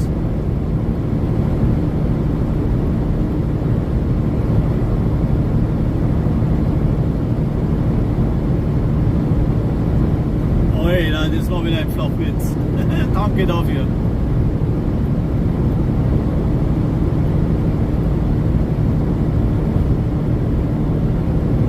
Aber zu ihrer Verteidigung, Zeugen Jehovas, also ich habe noch keinen kennengelernt, der wo unhöflich gewesen wäre. Ja. Was für Überzeugung haben, ja, das muss ja jeder selber wissen, aber durchwegs höfliche, nette Leute und immer hilfsbereit. Habe zumindest ich bis jetzt so die Erfahrung gemacht. Verkehrskontrolle, jetzt wird's mal schlecht. Wo ist mein Gurt? Ah.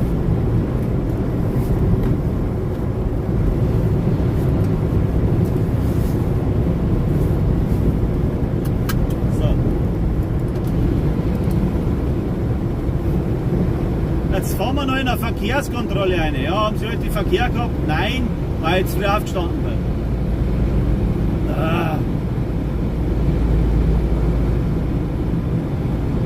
Aber mir tun sie eh nichts, weil ich habe eine Österreicher Nummer.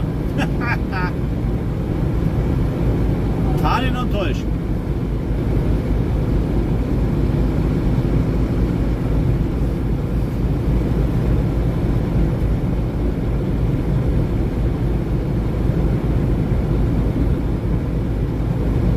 So, hoffentlich winkt mir das Anschlag nicht aus. Schau mal in dein Handy rein und lass mich vorbeifahren, bitte. Danke. Genau, so machst du das richtig. Was gut macht, passt.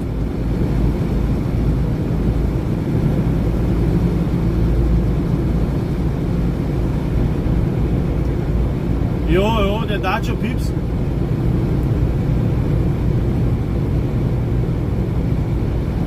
Ja, wir haben nur das Piepsen abgewöhnt.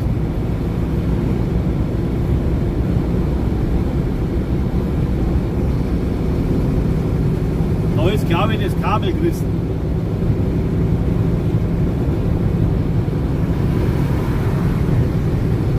Ja, die Kontrolle hätten wir auch wieder geschafft.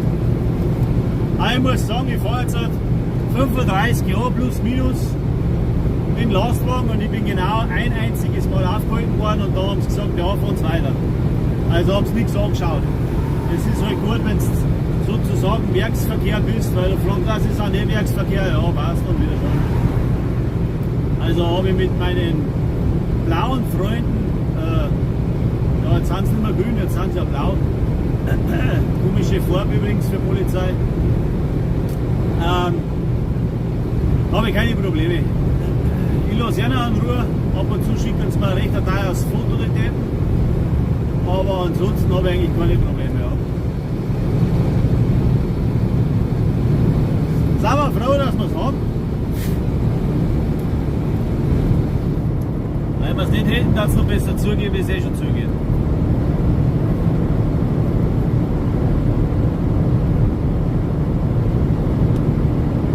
So, mein Device ist schon wieder too hot, schreibt er.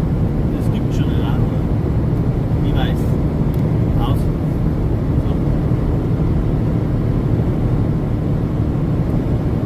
Jetzt brauche ich mal einen P-Platz, einen Pinkelplatz, weil sonst wird es schon schnell eng. Sonst stehe ich im Wasser. Das war uncool.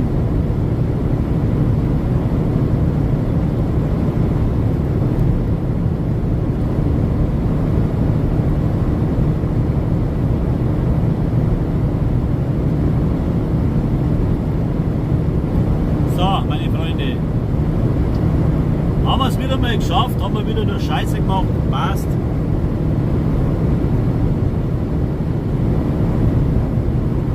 So schaut eine Autobahn aus.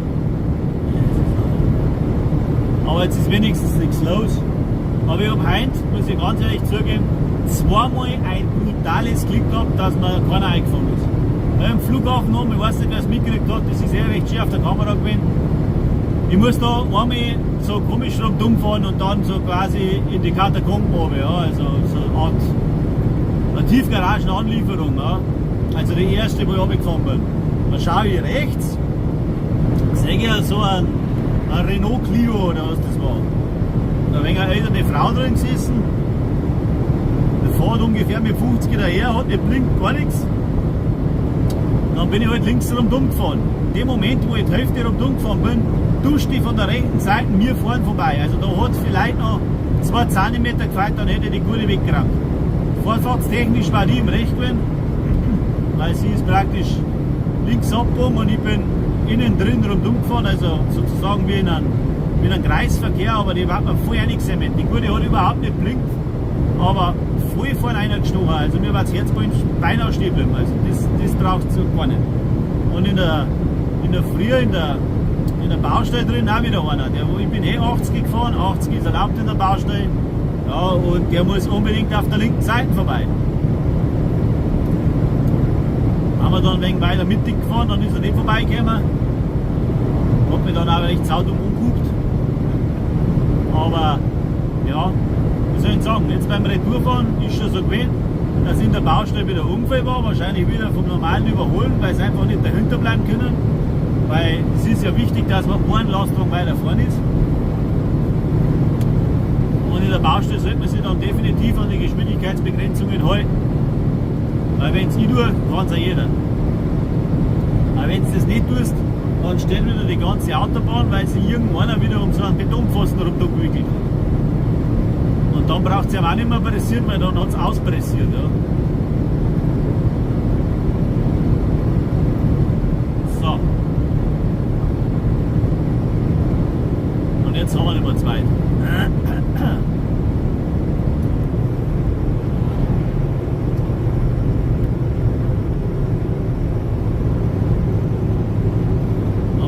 Mit ihm noch.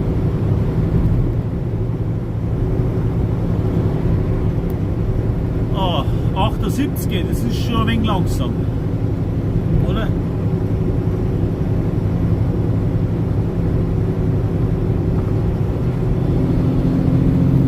Ich weiß auch nicht, aber das ist sogar jetzt mir zu langsam.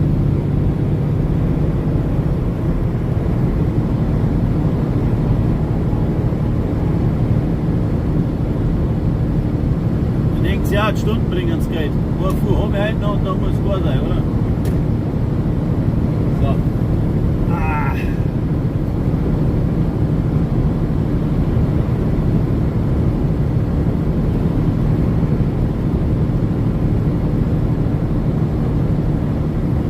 So, ich grüße euch da draußen. Geht's euch gut soweit, ja?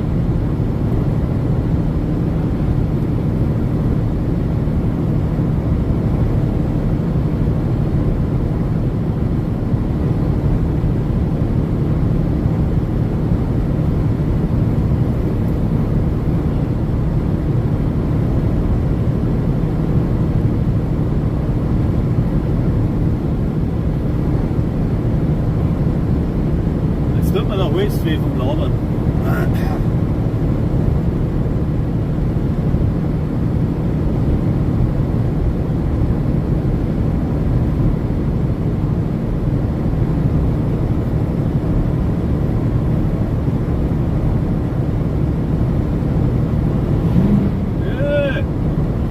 Raketen. 2 Raketen.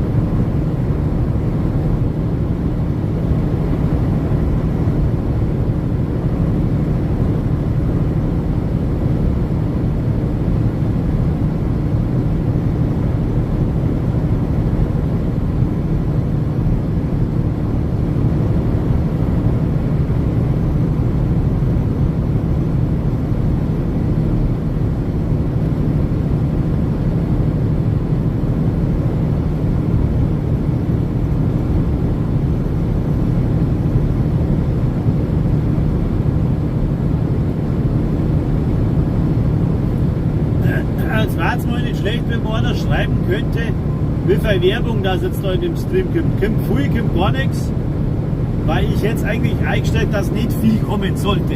Ja? Wenn dann alle Daumen lang so eine blöde Werbung kommt, dann muss ich das umstellen. Allerdings kann ich es selber nicht nachvollziehen, weil ich es selber nicht sehe. Wenn man das mal kurz einer schreiben könnte, der wo schon eine Zeit lang mitschaut, ob viel Werbung kommt oder nicht, dann war das sehr nett. Am Anfang ist klar, wenn man einschaltet, da sollte schon eine kommen, aber die dazwischen drin sollte weitgehend nicht kommen. Hoffentlich.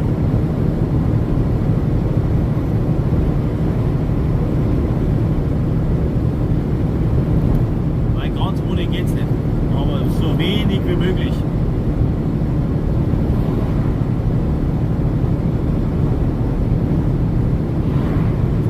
Ja, die Praxen da oben, das ist der Wahnsinn, oder?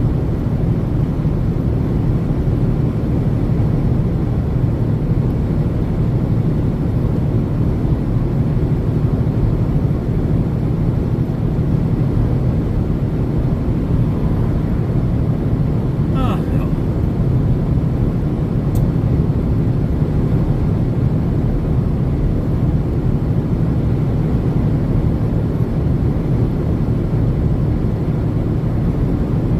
Jetzt habe ich es dann bald geschafft. Ich sehe ein Ende nahen.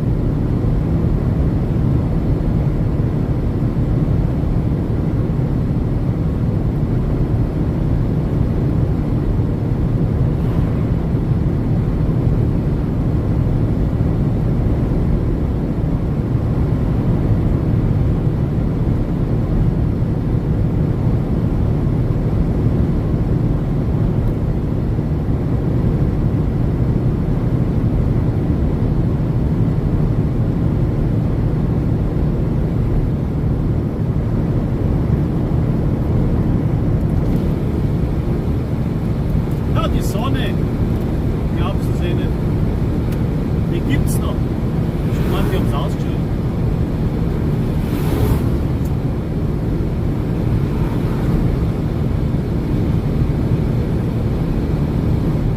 So eine Nebel sucht man den ganzen Tag, das ist auch nicht normal, oder?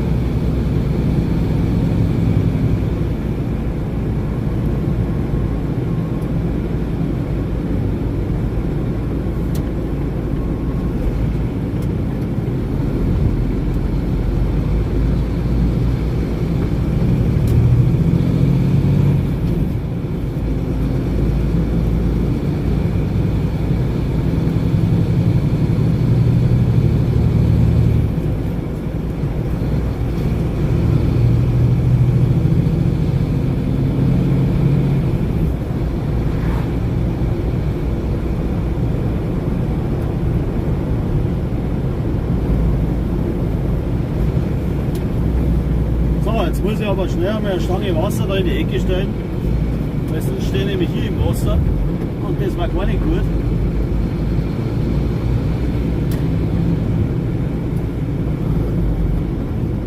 So.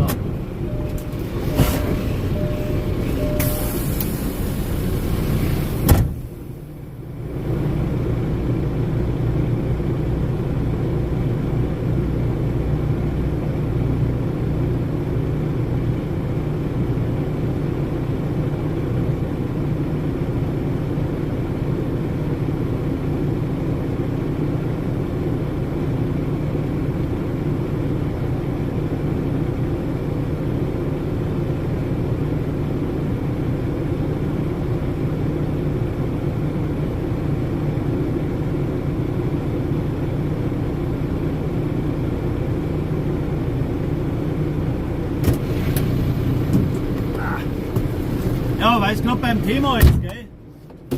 Weil ich es gerade gelesen habe, oder gestern oder wann es war. Das Wildbieseln, ja, das kann tatsächlich bis zu 5000 Euro kosten. Ich weiß zwar nicht, wo du hinschiffen musst, damit du das zahlen darfst, aber 5000 Euro für das, dass du irgendwo, ja, unbedingt einmal musst, ne? Das ist schon gach, oder? Also ich weiß beim Oktoberfest, wenn wir in Apfelheim eine Biesel am Viktualienmarkt, das hat einmal 70 Mark gekostet. Aber das war mir dann auch schon wurscht, weil ich war im Oktoberfest und die 70 Euro, Mark habe ich dann noch geholt. Aber ich hätte es nicht mehr ausgehalten, gell. Und natürlich war das dann auch, ja, wie soll ich sagen, nicht mehr so ganz nüchtern gewesen. Ne? Ich meine, ich bin am Klo, aber es war halt dann doch der Abfallkorb. Aber 5000 Euro, boah. Ich weiß nicht, wenn du da in den Garten schiffen musst, aber das ist schon heftig, heftig, heftig. Ist auch nicht dabei gestanden, ist nur gestanden, ja, Schlagzeile habe ich halt gelesen. Ne? Aber es ist schon Hammer.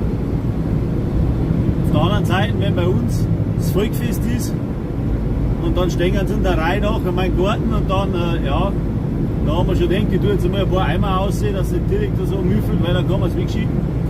Also es ist schon auch arg, weil ich gerade an der Straße wohne, da wo ich dann vorbeirennen, weil hinten ein riesen Parkplatz ist, wo ich wohne. Ja. Und ja, da parken sie halt dann, wenn es Volksfest ist. Und dann rennen sie zwangsweise haben sie selber vorbei und meinen dann, bei mir ist ja ein Privatklo, ja gut. Du müsst dann Eintritt verlangen und auch pro Biesel vielleicht einen Euro verlangen, da kommt auch irgendwas zusammen. Wenn es dann schon unbedingt sein muss. Ne? Aber scheinbar ist das so wie gerade so eine Wegstrecke, wo es dann das Drucker anfängt. Und bis heim oder bis zum Auto gelangt es nicht mehr. Ja, aber 5000 Euro ist schon heftig, heftig. Kräftig, heftig. So, was dazu. Jetzt waren wir aber dann schon wieder mal am Ende angelangt von dem Stream, ja. Weil ich habe jetzt da gerade noch so 5 Kilometer. Ich bedanke mich fürs Zuschauen ganz recht herzlich. Ich lasse es natürlich noch weiterlaufen, solange es geht. Aber da ich das schon mal gesagt habe, ich bin froh um jeden Abonnenten, der sich heute ergeben hat, dem wo das gefällt, was ich tue. Auch ein wenig auf meinen Kanal angeschaut. Den einen oder anderen taugt es vielleicht auch. Dann freut mich das natürlich narrisch. Und da ich sagen, bleibt gesund, schaltet die Glocken ein, dann sehen wir uns beim nächsten Mal. So, das war mal so eine Art Schlussansprache, gell? Und jetzt fahren wir noch mal ein paar Meter und dann brauche ich gerade noch Servus sagen.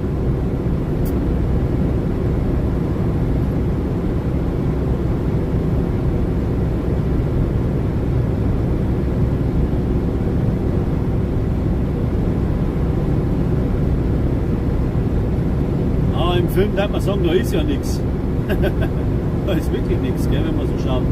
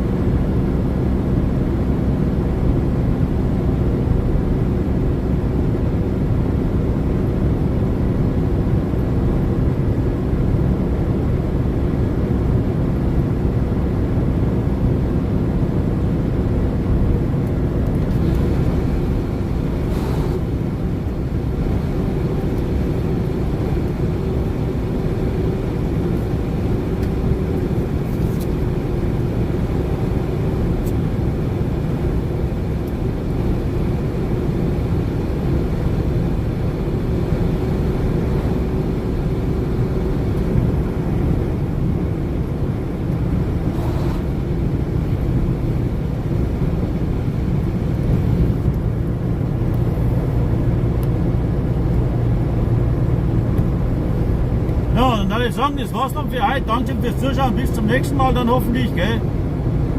Immer schön brav bleiben, stabil bleiben und gesund bleiben. Das Wichtigste.